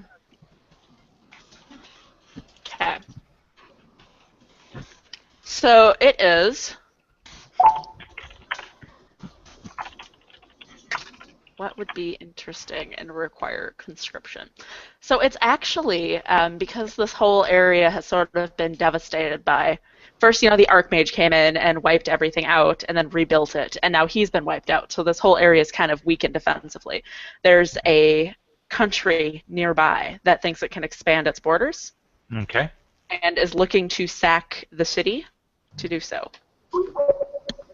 Okay. So we had a thing set up where the liberators wanted the wealth of the city. Is this the same country that sent the liberators? Well, the I don't liberators know if are anyone sent the liberators. the liberators would have been a coalition of people, and a lot of them stayed around. Watch, we have orcs and humans and things like that. So I would say that it wouldn't be that some of the people from that nation might have come here as liberators, but this maybe does it seem like reasonable that it's a nation that looks and goes, oh, now there's an opportunity. Yeah. Okay. They're jerk faces, essentially. That's just good politics. Good. That sounds interesting to me. Does that sound okay to you guys to play through? Oh, sure. So we're adding a completely new group. Yeah, so it's a new crossroads, and that will. Okay. And will we draft them, or will we try to? What's the alternative? If we don't, do we just sit and wait? Because that's not really a question then at that point. Well, no, that's true. That is a question: is whether we draft the citizens or not. How about we what I'm either saying do a forced draft, or we spend the city's resources, of which, of course, we have very little. Well, that's all about the consequences. Then we'll talk about how that essentially the main question is about the question of the drafting or not. Okay, so it's not like an or; it's a yes or it is yes or no. Duh, it's Yes or right no. in front of me. Yeah. Yeah. Yeah. I just wanted to define what the not drafting meant, and if we have to define it as we go around, Yeah. that's fine. It'll be defined in the course of predictions and so on. All right. I'm sorry. I didn't That's okay. understand that. I'm getting it. I'm getting better every time. Slowly. Yeah. I figure the 100th time I play this, I'll actually be interesting to listen to. Okay.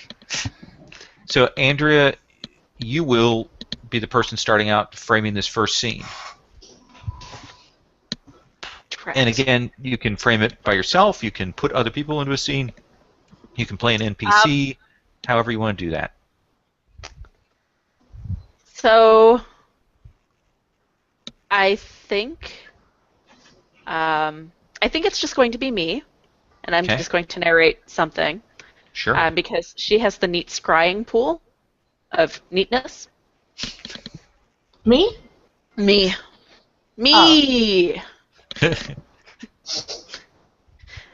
So she's looking into the pool, and there are images kind of flashing across the surface of it, and unless you're accustomed to looking at these things, they don't make a whole lot of sense. And kind of as the flashing stops, she kind of falls back and kind of sits on her heels. And then she's kind of breathing hard, and there's kind of a fine glisten of sweat on her brow. And as soon as she catches her breath, a little before she catches her breath all the way, she pushes herself up and races out the doors and towards the Hall of Summons, where she informs the leaders of the city, whoever they are, that an army from... Oh my god, words. From the neighboring nation, which someone else who's better with the words should totally define, is bearing down on the city. Breck Holdfast. I'm starting to feel like you guys you're not good with the words, you just have a bunch of words you use. Just mix up. Pretty So call back much. to the earlier one thing. Okay. That's actually why. So it's a neighboring nation of Wreck Havoc. I like it. Okay. I like it. Oh, Okay. yeah, that's a thing now. So that's your scene. So we would do reaction shots. Sherry? Huh. Okay. So I kind of get the word sort of the next day after I go to talk to people that there's a thing coming down, and it's one of those things where you see you see someone who is really, really attuned to what the city has and doesn't have, what they have, and they are literally going through the warehouses, going those boxes, and essentially pulling things down like um, uh, big things of ornamental swords and those sorts of things of that kind of, okay, if we've got to do this, these are the resources that we have. And you actually see Davi sort of starting to think by pushing other merchants to put this stuff forward, but handing them receipts. Okay. Wendy?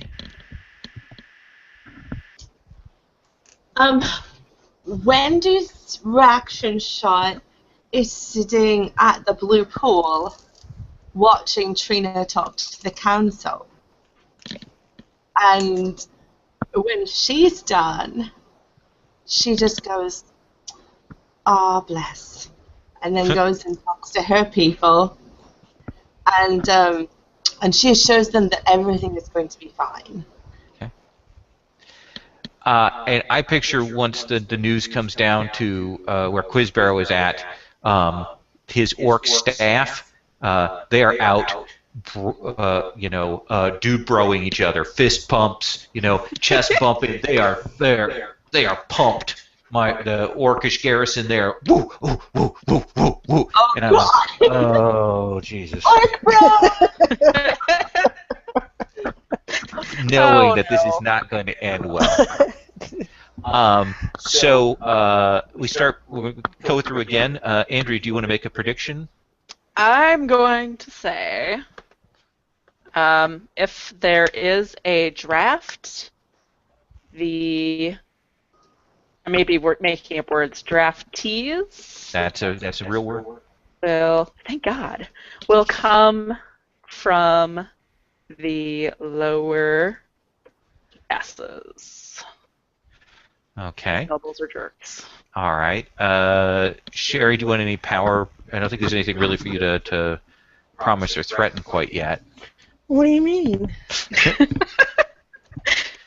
So you're not going to let me promise? No, you can do that if you want. Yeah. Let's see here. Let me. My promise is that if the noble houses pass up, or do not.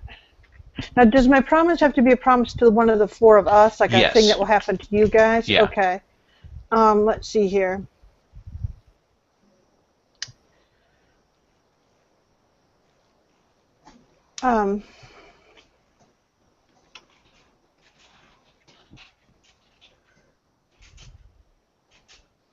Ooh.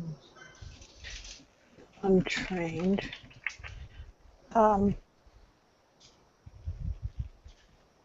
Chris Harrow will have, and staff will have hands full bleeding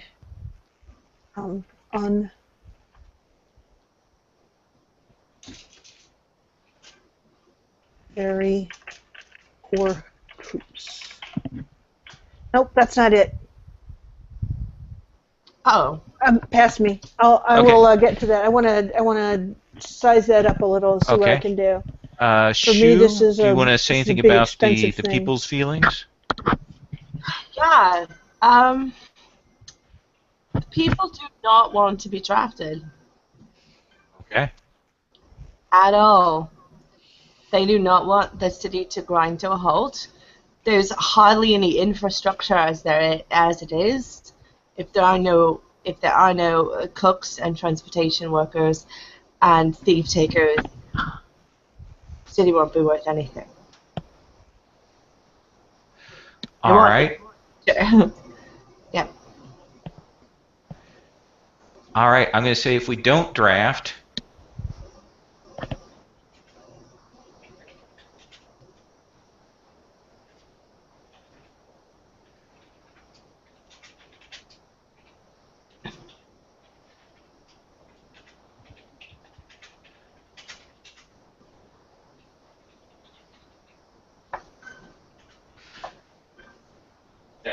trained rebellion and liberation forces will be devastated.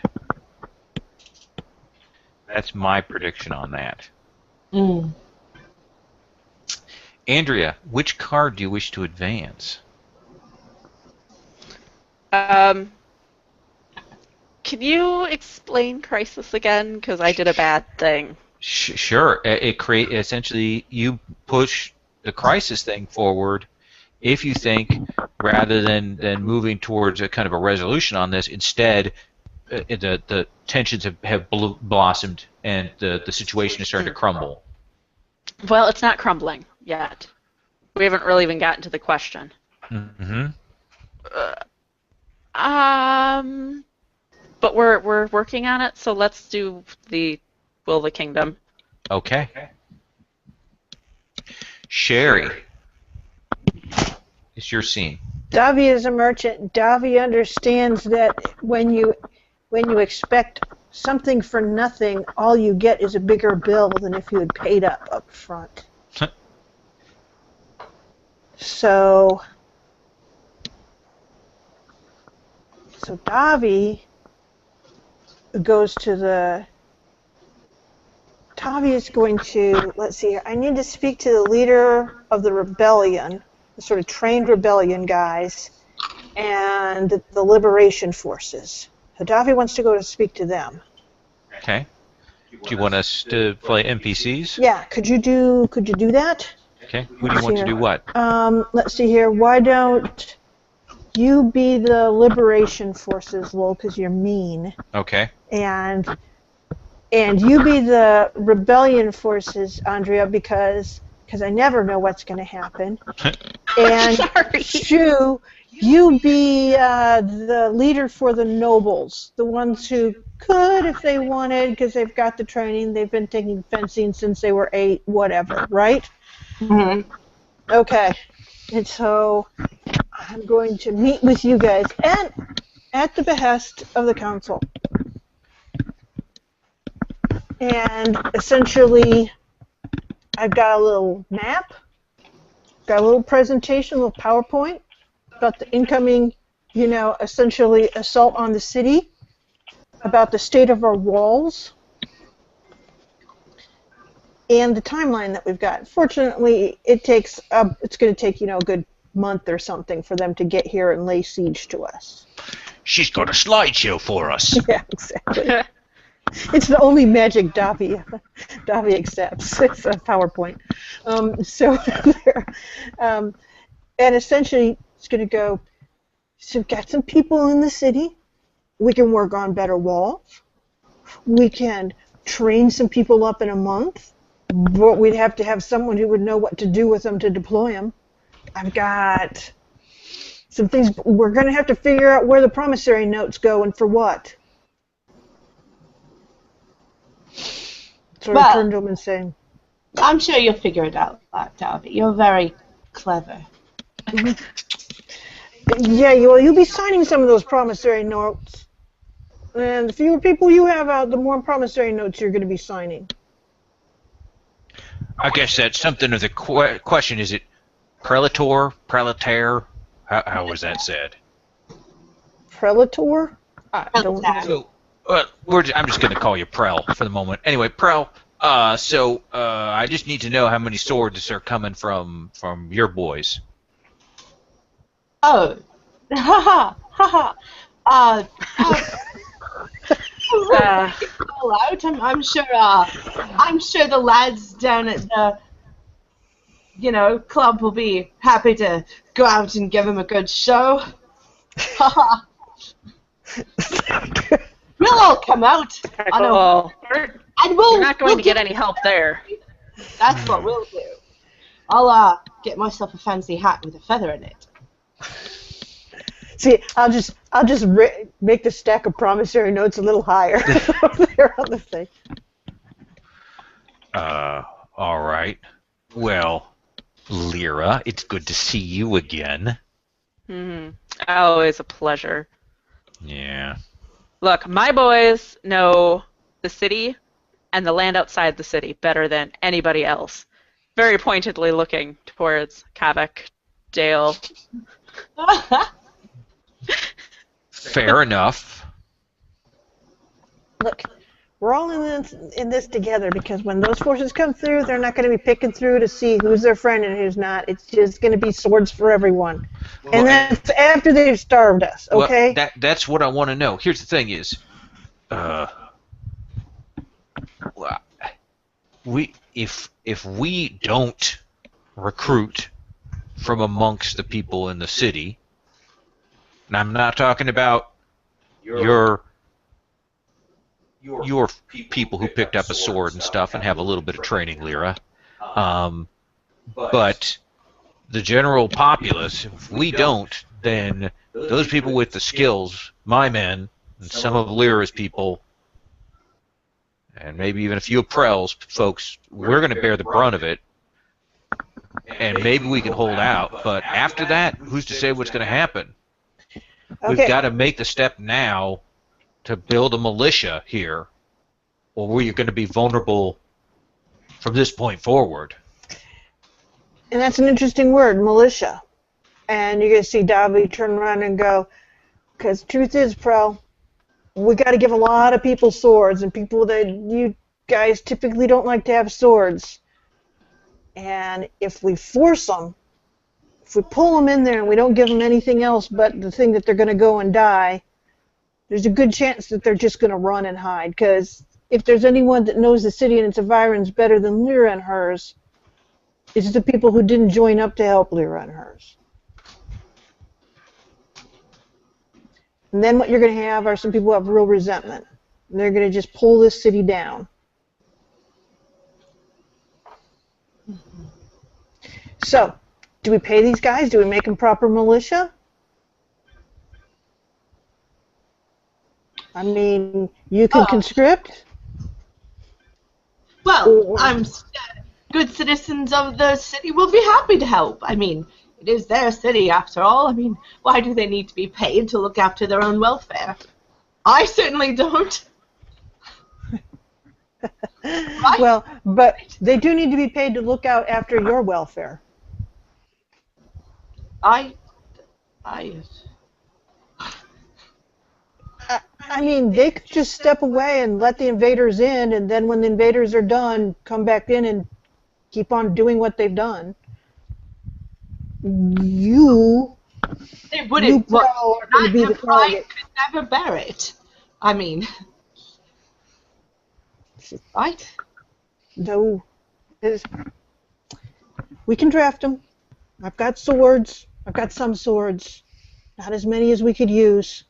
If I could bring you people who are willing, can you train them? Can you guys train them? You're not going to find anybody who's willing if you're forcing them. You're going to get more people who leave the city than anything else. Oh, man, do I hate to agree with her. But I gotta. Well, why not just call for volunteers? You might, get enough. I mean, what else are they going to do? Ha ha! I think she said that. They're going to leave the city. I mean... I'm going to make a little proposition here, if I may. If I can speak, he stands up. Oh my God. Here, I think, is how this is going to roll out. And, Lyra, feel free to disagree with me. We got a couple ways that this works. One, you guys hold your position as you do, Prell. And in that case, we come into your houses and we take everything, and we pitch you outside the walls. That's number one. Or, number two, for each one of your boys that doesn't want to go outside the walls, you pay us 100 sovereigns, and we're going to put that in a pool, and that's how we're going to pay for that militia. Well, that's what I was talking about with the promissory notes, Pearl. That's hardly sporting, is it? Well, no, sporting is me not kicking your ass down these stairs right now. Do you hear how he's talking to me? Hold on, now I need to chat with my esteemed colleague, Lyra. You push, I'll hold out my foot. Okay. I think Lyra and I are done here, I'll leave the merchant to make the negotiations. I got the contract language down. And he will get up and move to leave, holding the door open for Lyra. Oh, what a beautiful moment. First time they've ever agreed on anything. Take out. I sort of clap Pearl on the back. Well played. I've never seen them get along so well. The plan all along. And and then I will spend the rest of the day sort of bamboozling the most out of Pearl that I can. Okay. Are you going to get him gambling? That's a wonderful idea. Well, There's an episode of Blackadder where the prince comes in and he goes, "I've just discovered this wonderful game. You play cards and you try to give away as much money as you can." Yes, that's right. Let's play that game. That's what we. and in fact, that's why you were chosen as the representative, was so that you would sign the contract for all of the assembles. So, okay, so at least we can get some money, and then we have to decide whether we're using that for, or what we're using that for. Okay. Is one of the things. So we could draft and then have more money for gear and things like that, or we could not draft and a lot of the money would go for just paying the men to willingly be there and train. Okay. So you're putting that. So now Andrea and I, as the people who have the perspective, can do our reactions and add predictions to the thing. Correct. Andrea, do you want to do that first? Or are you a fluffy cat sitting in a chair? Well, I'm that normally. Yes. Can't believe you hadn't noticed till now. So Trina's reaction to this is, I think it's she brings whatever meager savings she has. They're probably actually not that meager. Well, maybe they are. She is a wizard. She's got a lot to spend it on. Anyway, so she brings what she has, what she can, and offers it to her dear friend Davi. Okay. To do her part. Uh-huh. And any prediction that you wish to add? No, actually, I think I'm okay on predictions. This is exciting. I will say that, for my reaction, that I'm kind of super excited about this because Quizbarrow really would like the city to come together in a unified whole. And so this is awesome. This is going to be great. I'm going to, though, add a prediction. Huge resentment among the nobility is my... Ooh, nicely done. Or the drafting. Oh, if they do it. What, because they want to draft nobility as well? Aha. Oh, okay, I see what you're saying is, so, okay, well, actually, I see what you're saying. So you're saying if we don't draft, we're going with a different option, so that option will probably cost the nobility, in which case, don't draft is going to be huge resentment. Okay. Let's see here. And then... Power promises? Power promises. Let's see here. Well, actually, I'm sorry, we should do Shu's reaction scene. Oh, yeah, absolutely. Because of the lower classes. This is a chance for them to get some money and actually have a way to establish themselves. I mean, enough money to, get out of the worst of their circumstances. If they... At the cost of being militia. Yeah. At the cost of being militia. With a guaranteed a fight here at the end. And they're... Also, the nobles are jerks. Yeah. The nobles are jerks. Because it's already pretty clear that the nobility is way more set against this invading army than the regular people are. I think They're definitely there. I think I'm going to use that. Her reaction is to attach a a waterproof message to a silvery fish and send it swimming through the underground waterways to a lake where it will be caught in Kami.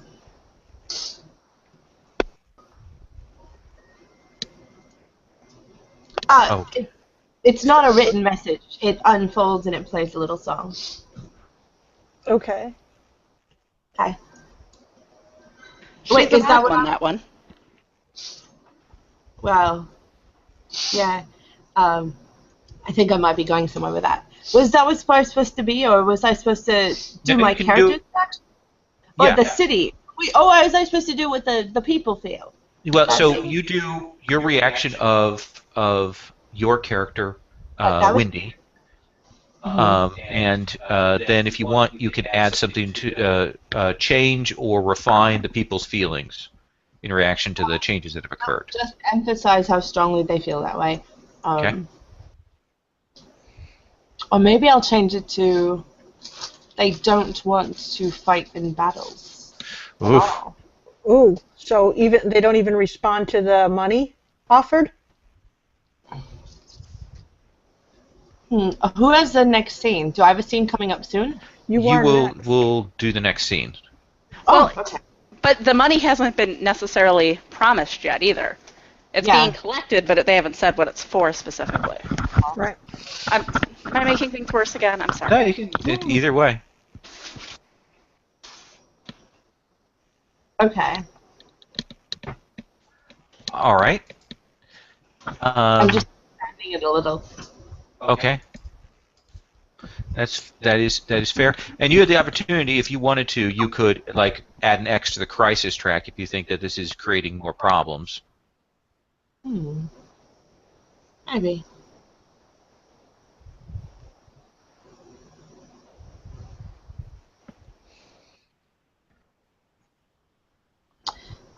Sure. Okay. Yeah, the talk of incoming wars is making a lot of grumbles happen. I don't want things to get suddenly worse, but just slowly. Yeah. Sherry, which card do you wish to advance? Let's see here. Gosh. I'm definitely going to go with we are working on this and we're working on that the hardest. Okay. So that is definitely where that thing was about. So All right. we have started the taxation upon nobility to pay for some more troops. Okay. We are such a progressive city, you guys. Well, we'll go after everyone in their time being, but we start with a significant clarification of where the bulk of it's going to come from. All right. And Shu, it's your scene. Yes. Is there anyone who would come to me to ask my thoughts on this? Like, would either what's his name, the orc fellow? Quizbarrow, yeah. Quizbarrow. Quizbarrow, or I had a advice scene with Davi last time, but then I had a trading scene with Quizbarrow. So one of those two, or maybe even Trina, but I want. You have influence over her, so if there's something you want. Yep. Well, and it's not out of the question that you come to the blue pools all the time, right? That's true. And that's where I also hang out. So it's not completely inconceivable our characters would have a conversation. So who would you want with you, though? Because I think your character is pretty nervous around mine, right? So would Quizbarrow be with? Well, not necessarily. She doesn't really know you. Like the last scene we had together was like you're all dirty. Like you don't. I assume you look the part you hold. You don't look like somebody who would be educated and. She has like unusually fine clothes that are very, very, very past their prime. But Trina also, she really doesn't travel in those circles. She doesn't travel in a lot of circles. Yeah. So she really doesn't know anything about the poor people of the city. Mm-hmm. So that's what that reaction was supposed to be like. Why did you bring me like a street person? I don't understand. So Beautiful. she's Okay. No, who? I want this team to be someone asking Wendy what she thinks of it. Who would do that? You guys decide. Quizbarrow would probably come to now that just to speak with me and would say, kind of need to talk to you about what's coming up because you know a lot of the people on the streets. What is coming? Can we just like sit on chairs? Of course. Oh, okay. I'll move over to. Crate, right over here. Yes, that crate's fine. It passes for a chair. So he'll kind of lean in. I know you've got a number of young men and women over the age of 16 that you've kept here and kept them away from the Thieves Guild and the brothels and all of that. Well, I do my best to arrange good situations for all of my charges when they leave me. Here's the thing.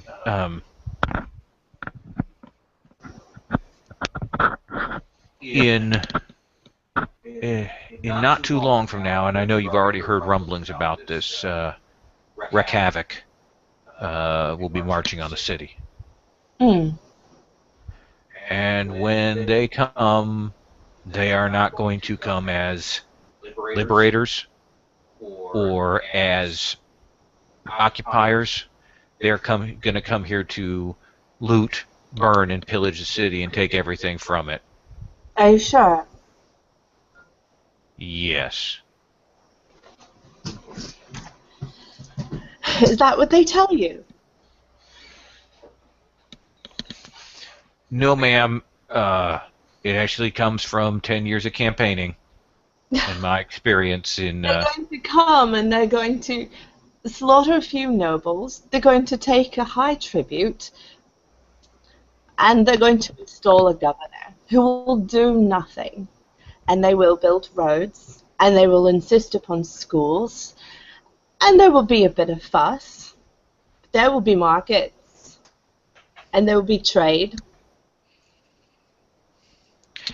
Ma'am, you have a different view of Wreck Havoc than I do. And that is certainly not my experience with their dispositions of their possessions. You were always fighting them. I think you are taking a wishful view on what will happen given what occurred with the Archmage and given the status of the city.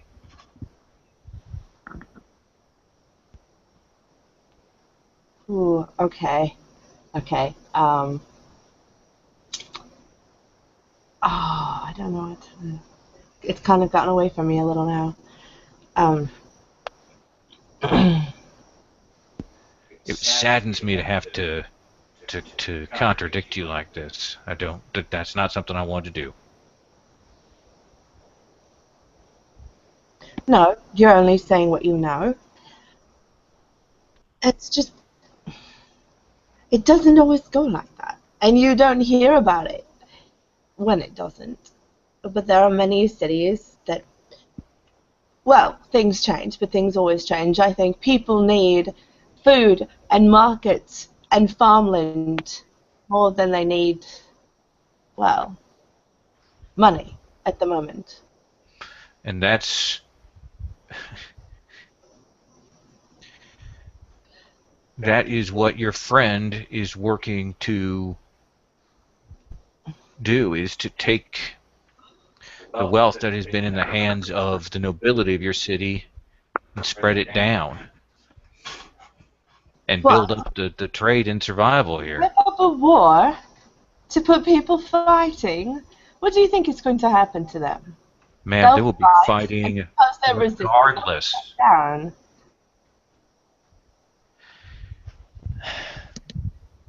And then who is going to work in the shops? Who's going to muck out the stables? Ma'am, this happens one of two ways. as far as I can see. And again, I hate. No, you know what? You keep thinking positively, as you wish. I'm not going to be the one to disabuse you of that. I'll let the world do that. I'll stand up. Well, I hope your fellows enjoy the coming battles then. They seem rather excited for it all.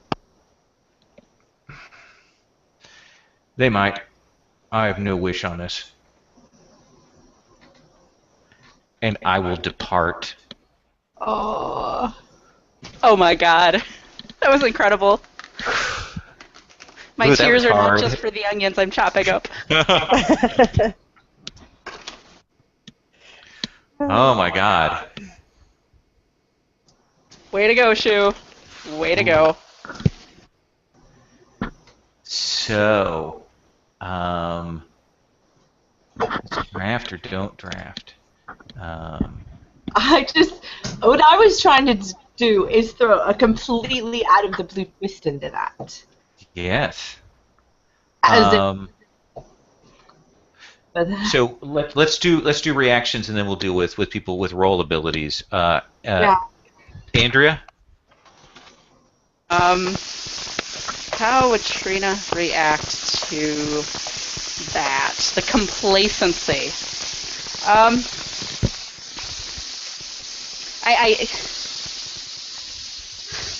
All I can really picture her doing is kind of, again, she's a doll, but not the brightest apparently. She's like, whoever's telling her this, she's just like, I don't understand. Why don't they want to fight? Don't they understand what this means for them? Okay. Sherry. See, Davi is he's got the money set up, knows he's going to have to do a push there with the people, but he actually has a lot of, or she has a lot of other things that she has to arrange.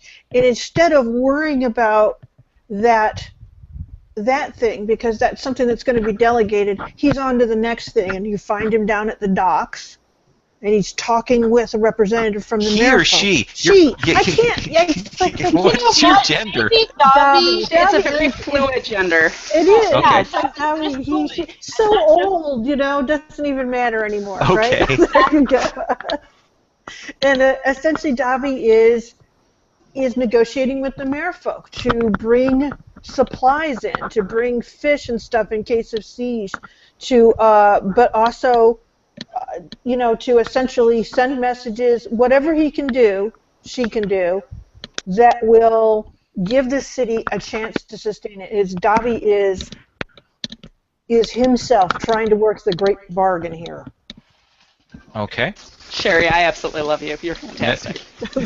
Yes, but I can't keep the gendered right. Yeah. So, Shu, let's start with you. Is there any modifications that you want to do to the people's feelings? Well, yeah, I mean, I was trying to establish that maybe basically that the invaders are not. I was trying to put a twist into that idea. So if I want to push that idea, which I kind of do, because I like the play of it, that it wouldn't necessarily be inherently negative. But it's not what everybody wants. That's so the that idea is a, that I was establishing. okay. So that's a prediction. So in that case, what you can do is change your role. Can I do that? I didn't So yeah, that's so what you would do is through your reaction, you would change your role, and what is your character giving up? The question we're doing right now is on the draft. The yes or no on the draft. Drafting the citizens to bear arms. If this comes to be, mine is whether or not people resist it, and like a lot or not. That's my question. But that's a whole other question. We're not even there. Well, I mean, it's about you're asking a question. So you could, well, you're making a prediction about what would happen. You could frame it within the context of that. Can I? Yeah. Well, maybe you I'll could keep it as the touchstone. I just say most people think, okay, like let's let them let's join the empire. Like, who cares? I could Okay. in the you in the could change the feelings to that. Absolutely. Okay. People.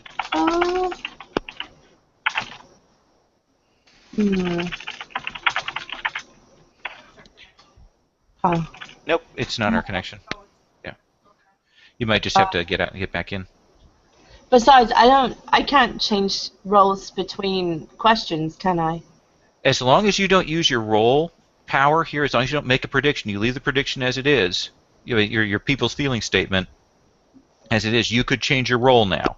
What you would have to do to change your role is you would give up something.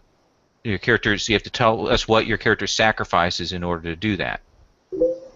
Oh. And if you do that, you can change yourself to a touchstone, or rather to a perspective, and you would leave the people's feelings as you just had them. No, I think I'll stay the way I am. Okay, so go ahead and define the people's feelings. All right.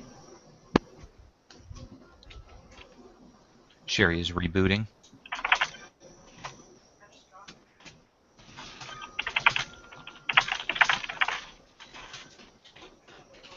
Okay.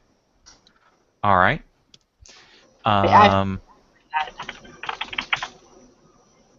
Okay. I'm going to go ahead and add a prediction.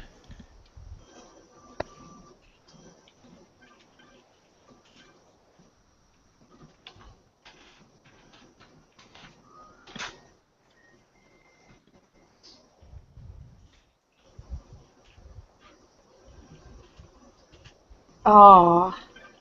Okay.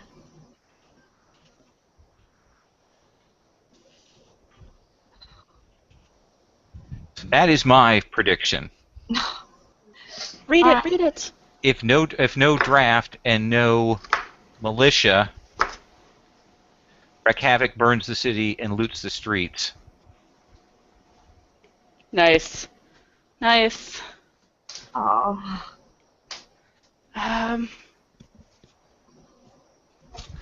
Now, Andrea, you can also make a prediction.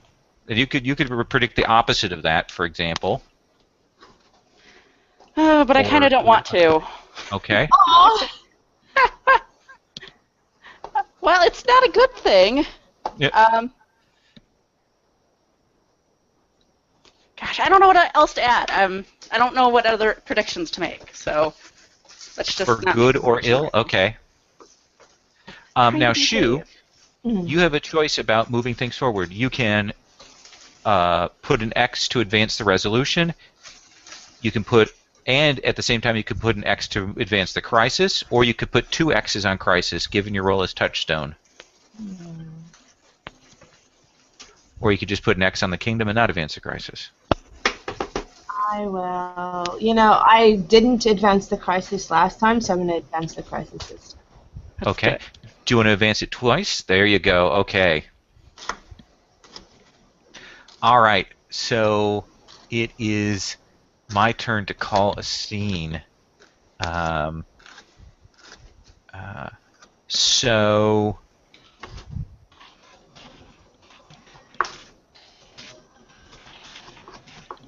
I think that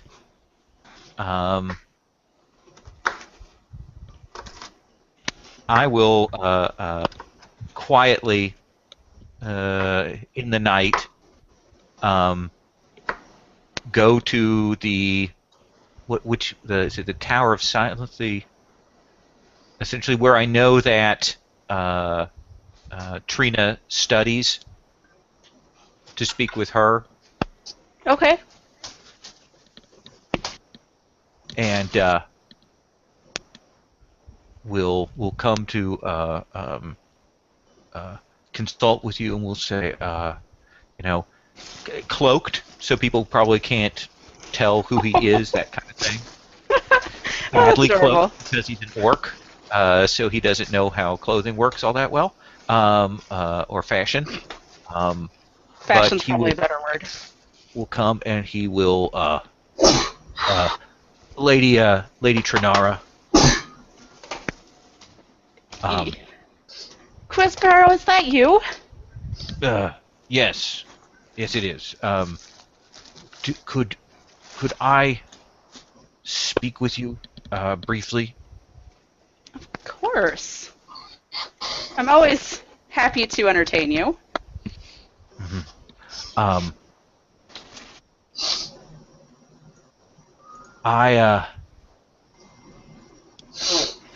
do I put this?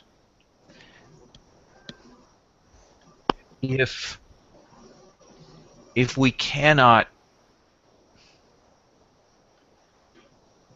I know that if the folk of this city do not fight, then we will lose this city. And I don't mean the people who came here to liberate it will lose it. I mean they will devastate the city. I know how this empire acts. I know what they will do. And while they might speak kindly, it will be the echo that I got because I have to shift this. Sorry. Hang on a second. You just got picked up in my mic. That's okay. There you go. You know the Archmage's tools. Sadly, yes.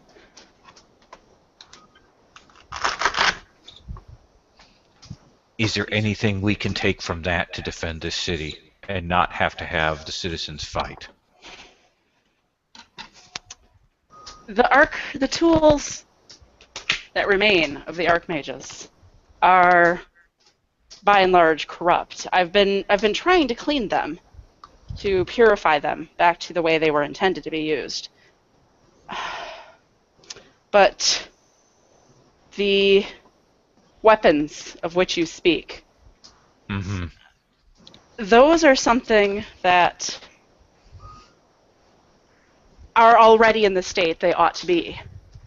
They are meant for devastation, and a great deal of life will be lost if they are used. Whose lives? The lives of the bearers? The lives that, well, in this case, I suppose it would be the army, the invading army. Wreak havoc. What's the downside? You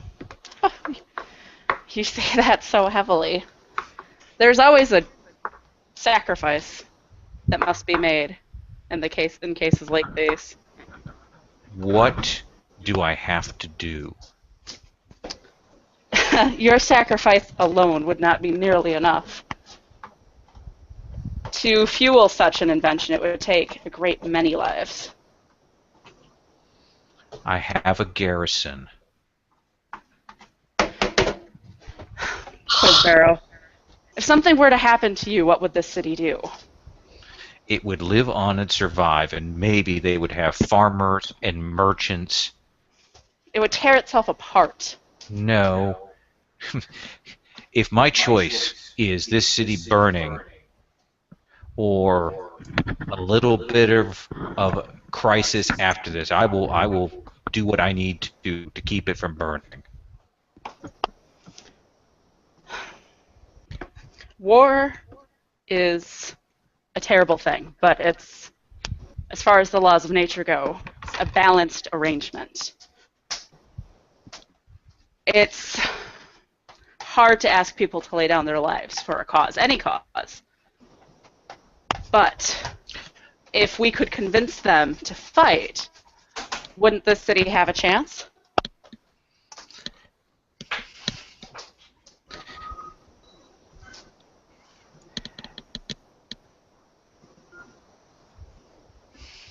I don't think we can convince them. That... I don't think they can see. here, I understand it. They were taken over by the Archmage. He devastated them. As you know well, the darkness that he brought here. And then we came, and while we fought to liberate the city, we destroyed so much in doing so. And the fact that Wreak Havoc will be able to burn this city to the ground is at least in part our fault. Because we haven't been able to rebuild those defenses. She kind of looks up sharply when you say it's our fault. No offense, no offense. No offense meant.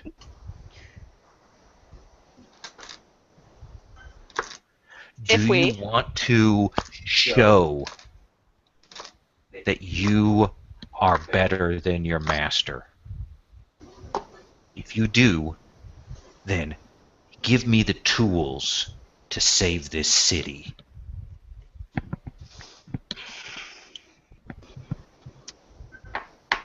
She sighs, big heavy sigh. I don't think you could really hear me do it. If we turn those weapons on the people of Wreak Havoc, they will not only destroy the soldiers, they will corrupt the land itself. But there may be an alternative if no other solution can be found. But if we do this, whoever is chosen will lose everything, their very soul. It's not a question of choosing, it's a question of volunteering.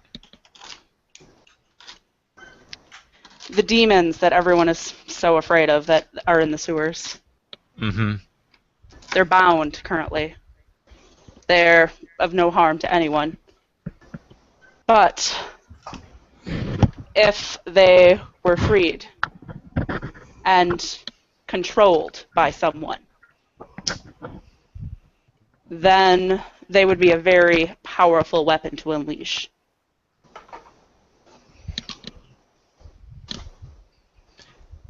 Then tell me how to do that. Totally think we should end the scene there. There we go. Perfect. Dun, dun, dun. Scene ends. I'm going to say this is a secret scene, you know, so any reaction shouldn't be to the sort of the substance of the scene, if that's okay with you guys. Mm-hmm. So let's do, if you guys have any sort of general reactions or things that are going on as this is happening. Let's see here. Well,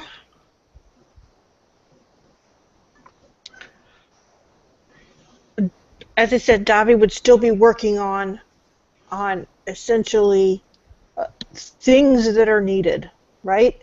Okay. So essentially, that's what you see is Davi without sleep, going back around to people, pushing for more from them. More supplies from the merchants, more money from the nobles, and trying to get the leaders of the two rebellions to sort of give him some idea of what he needs to, or what she needs to get to them in order to get these people in place for what's coming. Okay. What about you, Shu? I don't know. Way to go, Shu. Thanks a lot. It's okay. It's okay to pass too. I don't know what to do now. Like, I tried to establish something and it got shot down. So I'm just like. Oh, did it? Wait, what? I missed if it got. Well, you had the opportunity to switch over to the other role to make the predictions on that.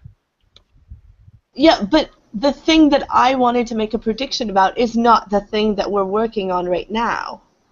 Like, I didn't have a chance to make the prediction about the actual thing that I wanted to make a prediction about. Well, no, as I said, you could have worked it into. I mean, as I did on my thing there, into that sort of, about what happens. Yeah, if you say. Draft and no militia, you would just say Wreak Havoc comes in and it's business as usual, and then essentially what it would be is at the end there would be a negotiation. Right. Hmm.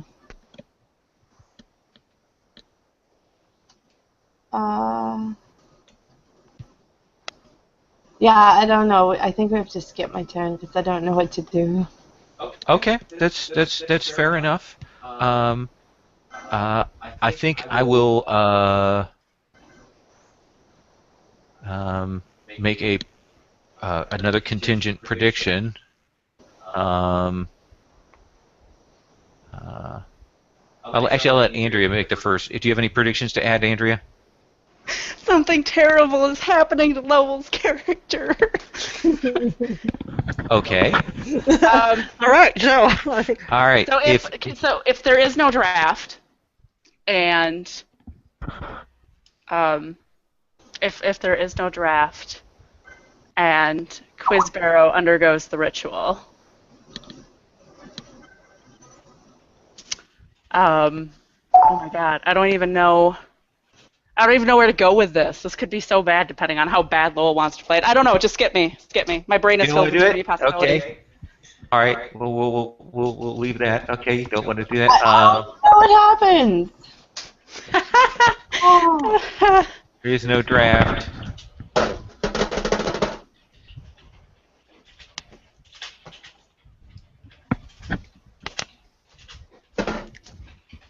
Awesome. What's he writing? If no draft, Quizbarrow will be consumed by the demonic weapon. That's my prediction. Oh, honey, it's so much worse than that. Oh, I'm sorry. I said consumed. That could go a lot of ways there. Shu, do you want to do any changes to the people's feelings?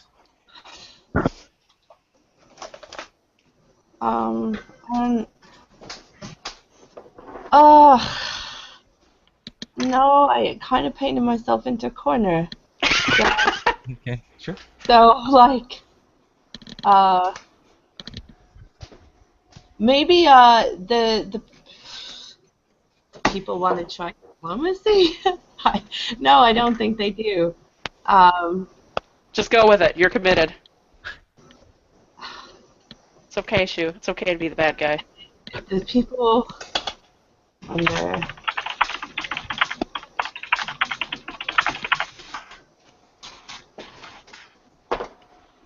Okay, fair enough.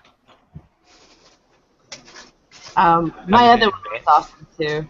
Yeah, no. They're both good. Yeah. I like it. I mean, I think you are absolutely representing the superb tension here. And I think you've made that point clear. That these are people who have been through a lot, and that makes sense. What I'm actually. Okay. All right. Do you want to increase the crisis as well? No. Okay. Andrea, Hi. it is your scene. What did you increase, Lowell? I did the card. Okay. Where are we sitting? We're at 3 on the will to card, and we're at 2 on the crisis. Oh, good. So we have so many scenes left. We have at least 2 scenes. At least 2 scenes. Oh, thank goodness. Okay. Don't make things worse. Don't make things worse. Okay. How can you not, Andrea? So I think Shu, this is going to be with you, dear. Okay. So you're at. So I've got a question for you, clarification question. So when you go hang out at the Blue Pool, like, is it while she's there, or are you sneaking in? Oh no, she's not sneaking in. Okay. She's not sneaking in. Cool. Like, the general assumption is that only people with magic have any use for it, but I dare say that various young lovers and young families think it's a nice place to hang out. And if anyone were to ask Wendy why she goes there, she'd say, well, even if I don't have any magic, it makes the children feel better because I tell them the pool is magic. Oh yeah, and you know she No, doesn't. as She definitely everyone doesn't mind knows, you being there. the pool can only be used by someone who has magical talent, but she denies that she does.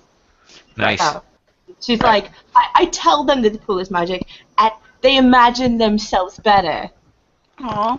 Okay, I just needed to know for scene setup purposes. So. Okay. I Um, don't know if I bothered to explain that to Trina, though. She kind of... no, I don't think there's been a lot of interaction between them, honestly. I don't think there has. She kind of ignores her, I think. Pretty much. Like, a polite nod, and that's about it. Okay, so Trina's been out doing whatever it is Trina does, and she comes in to the blue pool Mm-hmm. and seeing Wen there. Mm-hmm. She normally would have like just walked right past her and gone about her business, but she actually she takes a step and then stops and kind of half turns Mm-hmm. and says, "I don't think we've really been properly introduced." No, you didn't seem interested. I apologize. Most of us magic users have our heads in the clouds most days. Ah, that explains so very much. And she smiles politely and doesn't comment. She refrains from commenting. And she just, whatever you're doing, she just kind of pulls up a seat next to you, she just sits down cross-legged on the ground beside you. Toddlers into the pool. She's dunking kids into the pool. Oh. Into the magic pool. And you know how people are kind of officious, like they've changed enough diapers that they can carry on a conversation while changing a diaper? It's like that. You can tell she's done this so many hundreds of times that she's carrying on a conversation and she's undressing all these little street rats, and then she's tying a rope around their waist and dunking them down into the pool and holding them under for a couple seconds and then hauls them back up, and then she towels them and towels off their hair, and so she's just going through this series of motions over and over again while having a conversation. Okay. Awesome. It's not even a thing. It's not even a thing to her. It's totally okay. So she, So when you she's start using doing a this, magic scrying pool to bathe her urchins. All right. Absolutely. Trina does want to see these things being used for good, so. Anyway, so she kind of gives you an odd look when you start doing that, but she doesn't say anything right away. Right.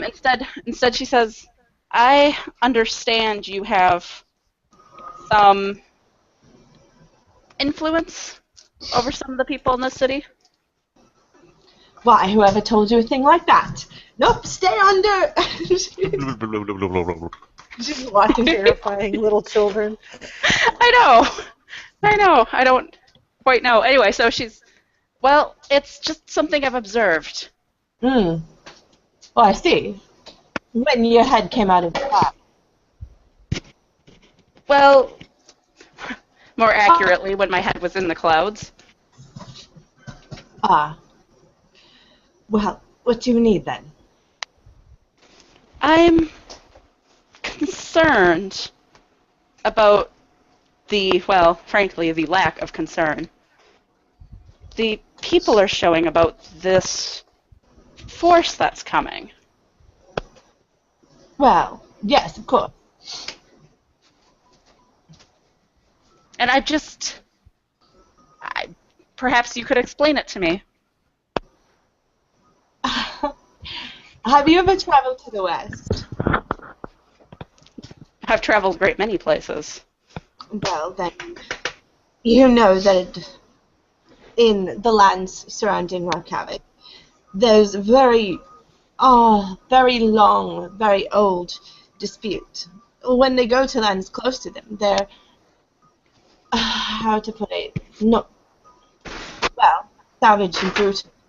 They hate everyone around. When they go a little farther afield, it's different. People are assuming it would be different for them. I don't understand. I'm sorry. They're not very good. They don't have boats. They don't have ships, and they're afraid of the merfolk. They're not going to want to actually live. They're going to want money, and then they're going to want to stay out of the way. At least that's what people are thinking. They're betting on it. That's terrible. What about the rest? What the rest of the city has to offer?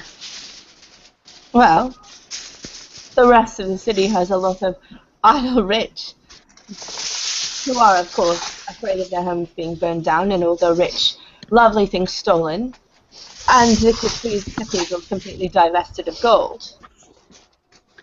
The poor, however, are looking forward to a new influx of strong, hardy people to develop the land to the north. People that don't like boats won't interfere with the shipping. But what about everything that was left behind here?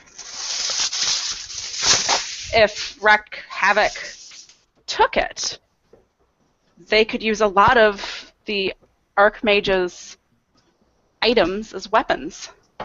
They could, and probably will, in lands far from here. We don't have anything they want but gold. And you can't eat gold. You're a very dispassionate young woman, aren't you? I'm exactly what my life has made me to be. But I do know something of their ways. It'll be decided, depending on how bad it goes. Fight them too hard, and they'll raise the city just to make a point. So that everyone else will go a little easier.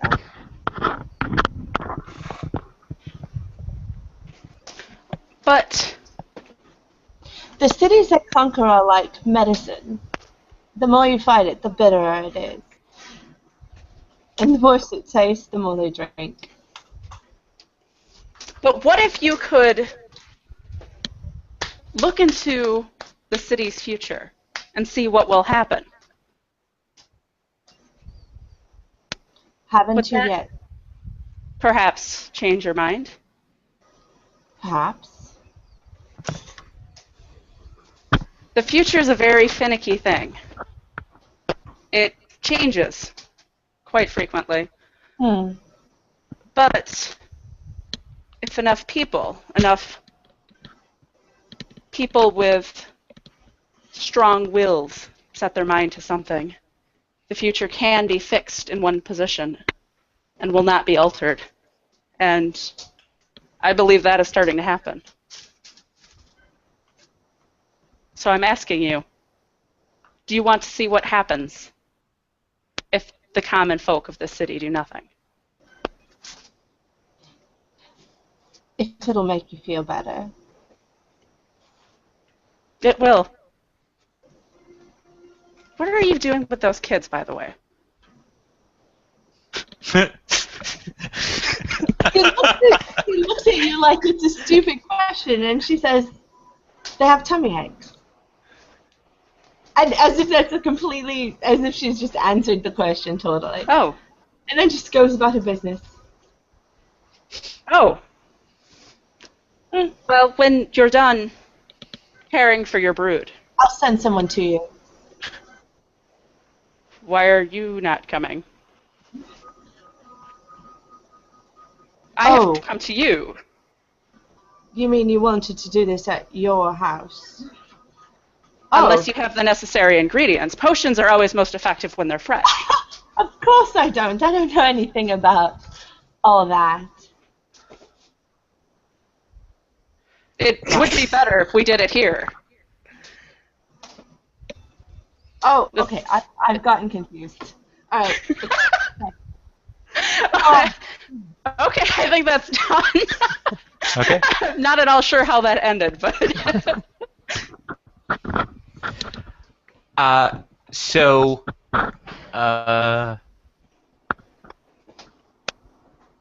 Reaction scene, Sherry? Let's see here. So they're going to look at the future, but they haven't yet. Give me a reaction to that or to whatever else is going on in the city. Okay. So we've put the information up on essentially the offer for serving. Essentially, if people come they're drafted. They're given a sizable chunk of money for, essentially for that time in that place. And essentially what it is they're immediately conscripted into one of the two forces, the rebellion or the liberation, to get them trained up. And the money is given to a family member or something of that sort, or put on hold for them to pick up afterwards.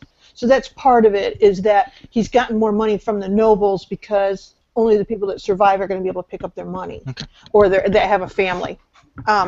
He's worked that around too.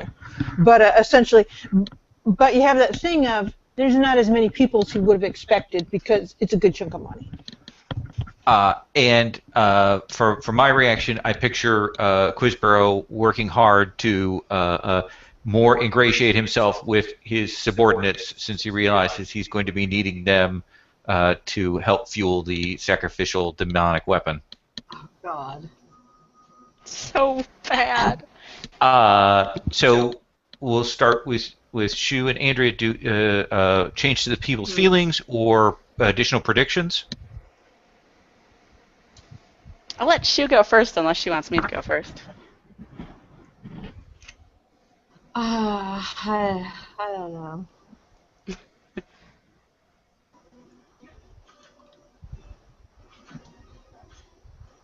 Go ahead. Okay, so if there is a draft, Quizborough will not become a demonic overlord. Okay. Ooh. And the army will be driven back. I feel like it's really important to highlight that first part for some reason. Okay. I'm going to say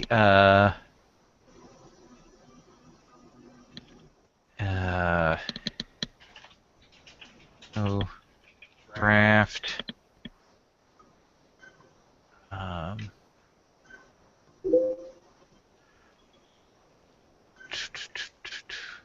No, I'm going to leave the predictions as they are. Let everything stand. Sherry, any promises on your end?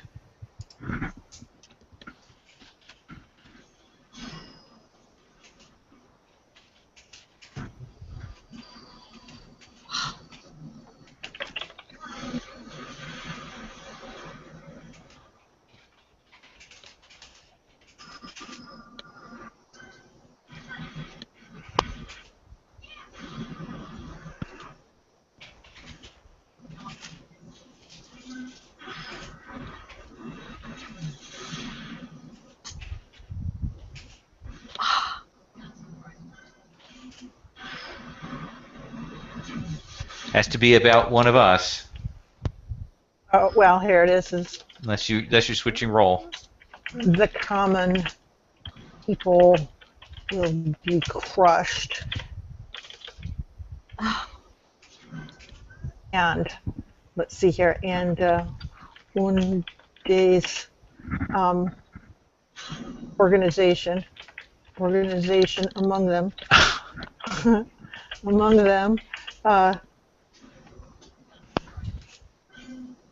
by the frustrated and horrified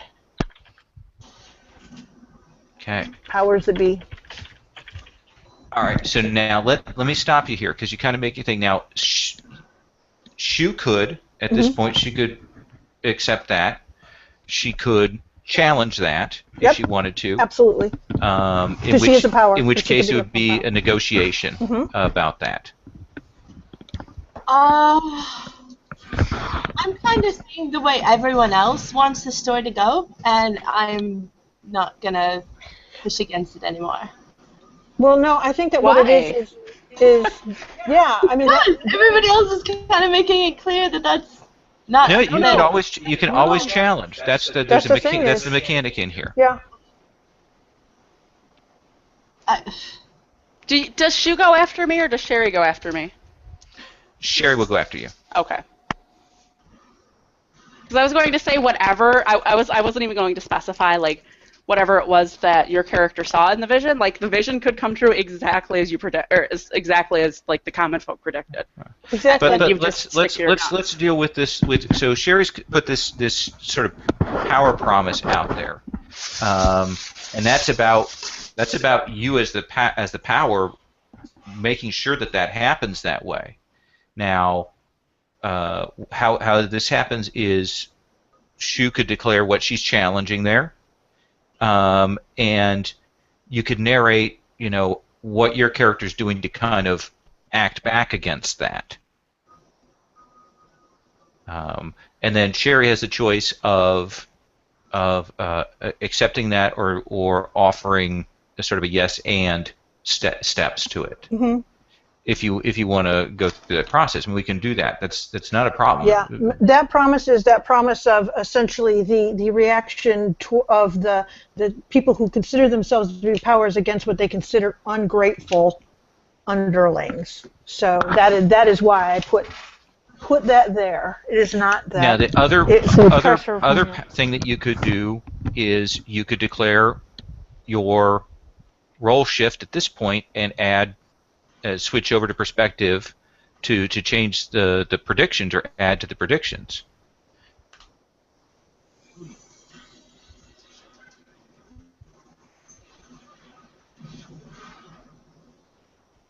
I don't know if either of those appeal or you just want to.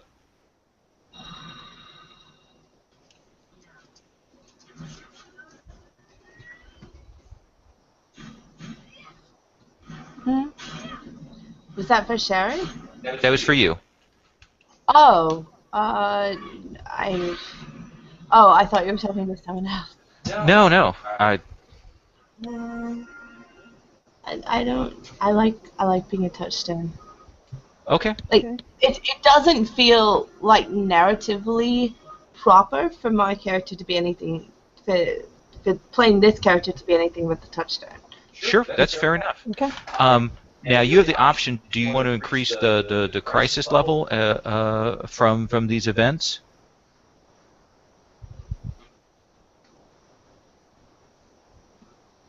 Huh.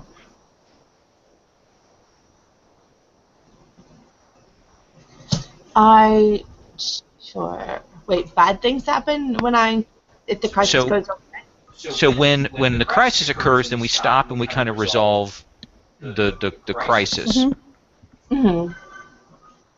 Okay, which is the same as when the other one gets full. Not necessarily. We resolve the crisis and we try and figure out how to kind of shift things around with that. It's it's resolving sort of a slightly different question. Oh, so one is how are we going to solve the problem, or this way or that way. The other is crisis that something else comes up, essentially with the populace versus the other forces comes up, and we have to resolve that crisis. Okay. Okay. Andrea? Yeah. Where would you like to put your X for the cards? I was going to put it on the card. Okay. The Kingdom card. All right.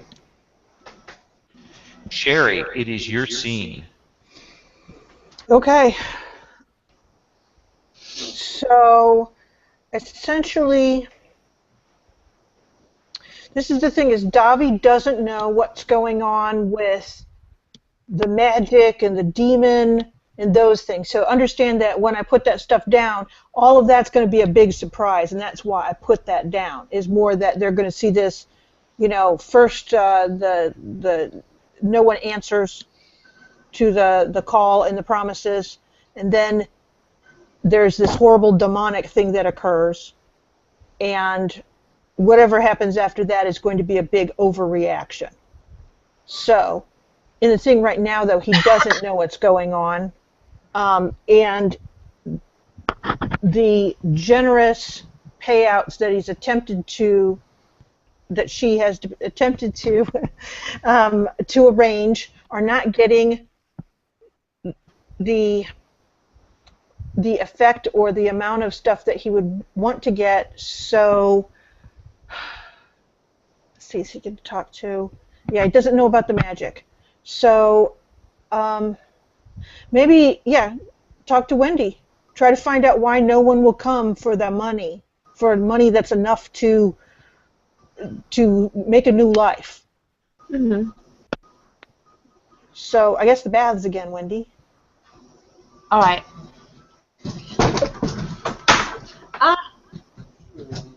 I didn't mean to. What? Didn't mean to what? Oh, she. Oh. All right. Essentially, Davi's like, "We'll put the money up. No one comes. I can't even, don't even have enough people to help build the wall up. But I don't understand. It's enough money to start a new life. To buy some, well, not buy land because they can't, but to whatever you can do with money in these days. What can they do with money?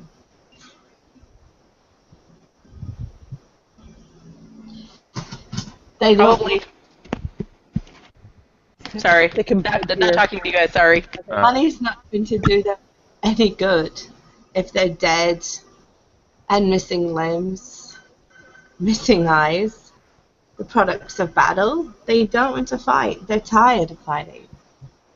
They want to plow the fields and sail the ships and go to market. But those things won't be there.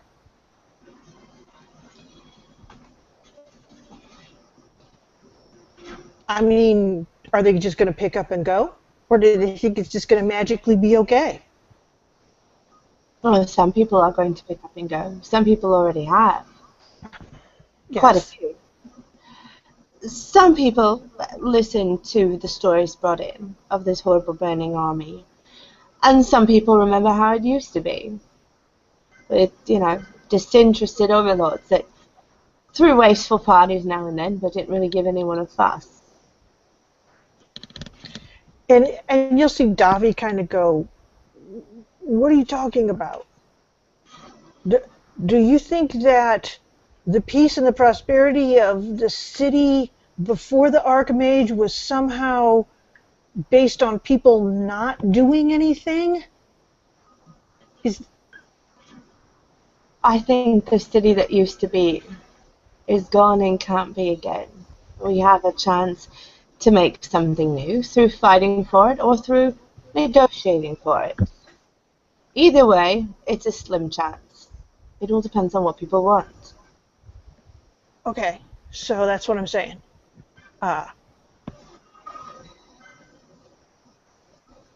So you're, and then he kind of stops. She stops, and she's like, so they're just going to let Reykjavik roll over them and think that somehow they're going to be exempt from everything? Or they're going to go sit out in the suburbs? And They're hoping that if a tiny enough defense is put up, they'll just install a governor and move on to someplace more exciting. They're hoping some people will stay and settle and work the fields and that the army will move on in search of, I don't know, a bigger fight. They might be wrong. The army has changed. There's never been I don't know how I was going to finish that sentence. you see Davi go, there'll be nothing left here. Reykjavik will take everything. They'll take everything from those who have things. There'll be nothing here for anyone to come for. There'll be no reason for trade. There'll be nothing. A few people doing some fields and mucking some stalls will not bring trade here. It will not bring wealth or opportunity for anyone. It will just become a mired ruins ringed by some farmlands. And you can promise land. I can promise, and he sort of stops and goes, I can promise the money that will give you the tools to make land worth something. And the right to buy it. And to have it for their very own. I would assume, I don't know what the economics is at this time. At that point, as a serf, you would have rented. You can declare how you want to do that. That's up to you. Say, there are there are the lands that were freed up by the nobles that were involved with the Archmage. Those lands can be parceled up, sold. Is that what it needs to be? Does it need to be land? If it's that easy, I could have swung that deal. A new life outside the scrapings, this city. That's something people would fight for, I think. They all Here. came to the city. It's a lot more crowded than it used to be, isn't it? People fought for it, but once they had it, they didn't like it as much. Okay. Okay, so, Have you been to the docks? I have been to the docks. I've arranged... Proposition. I'm actually surprised you came back. What? Nothing. He sort of stops and goes, did I miss something again, Wendy? Because sometimes you say things I don't expect and then I don't hear them. Good callback. You must have misheard.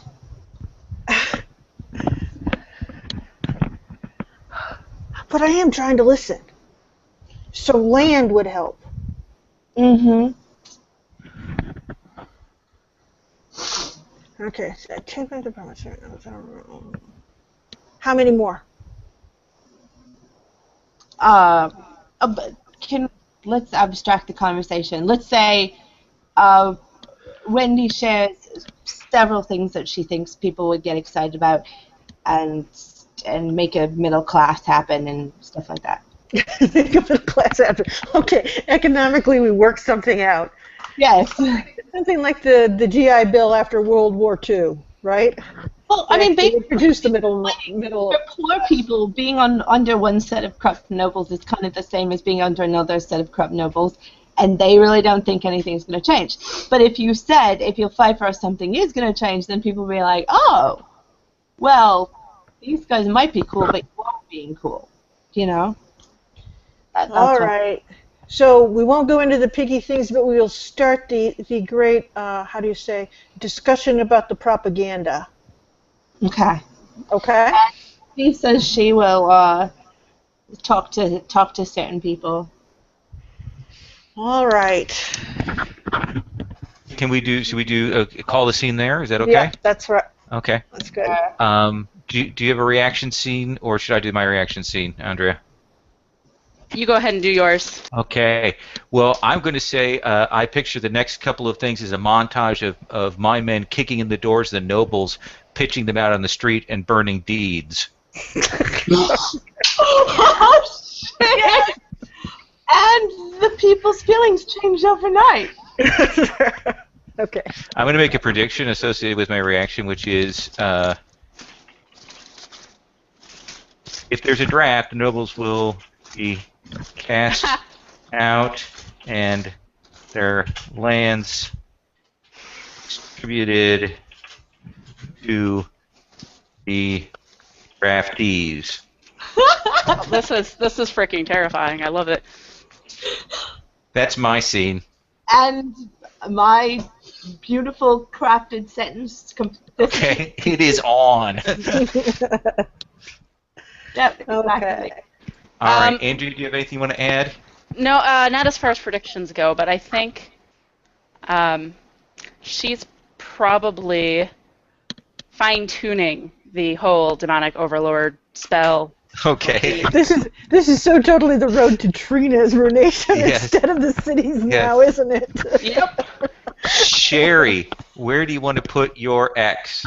Let's see here. I am going to go with time passes because I think that is another way of saying montage scene, isn't it? I think we're after 11, so I Okay, honestly we'll have go to with push that. you to... All right, I will go with that, but I will say that essentially I will change my promise, and I will say, in the name of progress, in the name of progress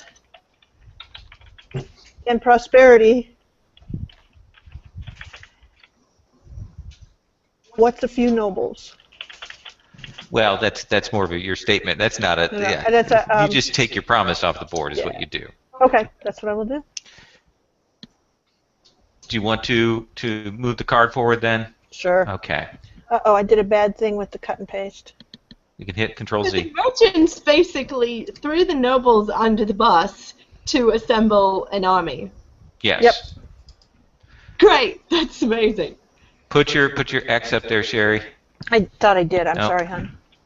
See, my cursor's moving around where I know where it is. Okay. Ugh, What are you doing, woman? I don't know. I blame you. I blame me too. All right. So that means that we're going to resolve this card. It'll be the final crossroad that we're playing out. And so the question is, draft citizens to bear arms and defend the city from a neighboring nation to bring havoc. Yes, we draft, and if so, the draftees come from the lower classes. Quizbarrow doesn't become an demonic overlord, and the army will turn back. And nobles will be cast out and their lands distributed to the draftees. No, don't draft. Trained rebellion and liberation force is devastated. Huge resentment among nobility. If no draft and no militia, wreaked havoc, burns the city and loots the streets. If no draft, Quizbarrow will be consumed by a demonic weapon. Wow, no has to be the horriblest thing in the whole world. And besides, all I want is for this place to not become a backwater. And if it's got to pay, all I have to pay is a few nobles, I'm part of the merchant class. I'm okay with it. I'll work those deals. There's a militia now, a paid militia with the promise of Of land. And it's something that we do with the liberators, too. Yeah. They get a piece of the land. Right, exactly. So So- I think there's no draft, but there is an army. Well, there is a draft, and the draft is effectively calling people into the army and paying them off with the land. Oh. Yes, it'll be the It's a gentle draft. it's a gentle draft. It's like a little breeze. So you're of age. You get this land, this thing, go. So you say yes? I say yes. Okay. So what we do now is, you've said that there. So we go through the predictions. So Okay. the first one I had is that the draftees would come from the lower classes. I think that was that yours or mine, Andrea? I think that was actually mine. Okay. Yes or no? Does that Yes. come true? Okay. Yes. Quizbarrow does not become a demonic overlord, and the army will be driven back. Yes. Yes. We have to Okay. save Quizbarrow. Okay. And mine is the nobles be cast out and their lands distributed to draftees, and I will say yes on that. All right. Okay. And so, and we would go through and do a crisis resolution, and we could talk about our interactions between our characters' hopes and fears with that at that point. But it is a little bit late there, so we'll kind of truncate that if that's okay. Mm-hmm. Was that okay? Is that a better resolution there? Huh? Me? Yeah. That was awesome. Yeah. And see, that is the power of the touchstone of you pushing our buttons and forcing us to modify our predictions and our actions and so on. And the thing is that you do have to push and put horrible things on there to get those negotiations. Yeah. Mm-hmm. So. Well, thank you guys very much. Thanks Thank you for running. doing this on short notice, for LUG Con and trying out this goofy setup that I did here. So I appreciate that. I am going to stop the broadcast now, so we'll end that. Bye. Bye.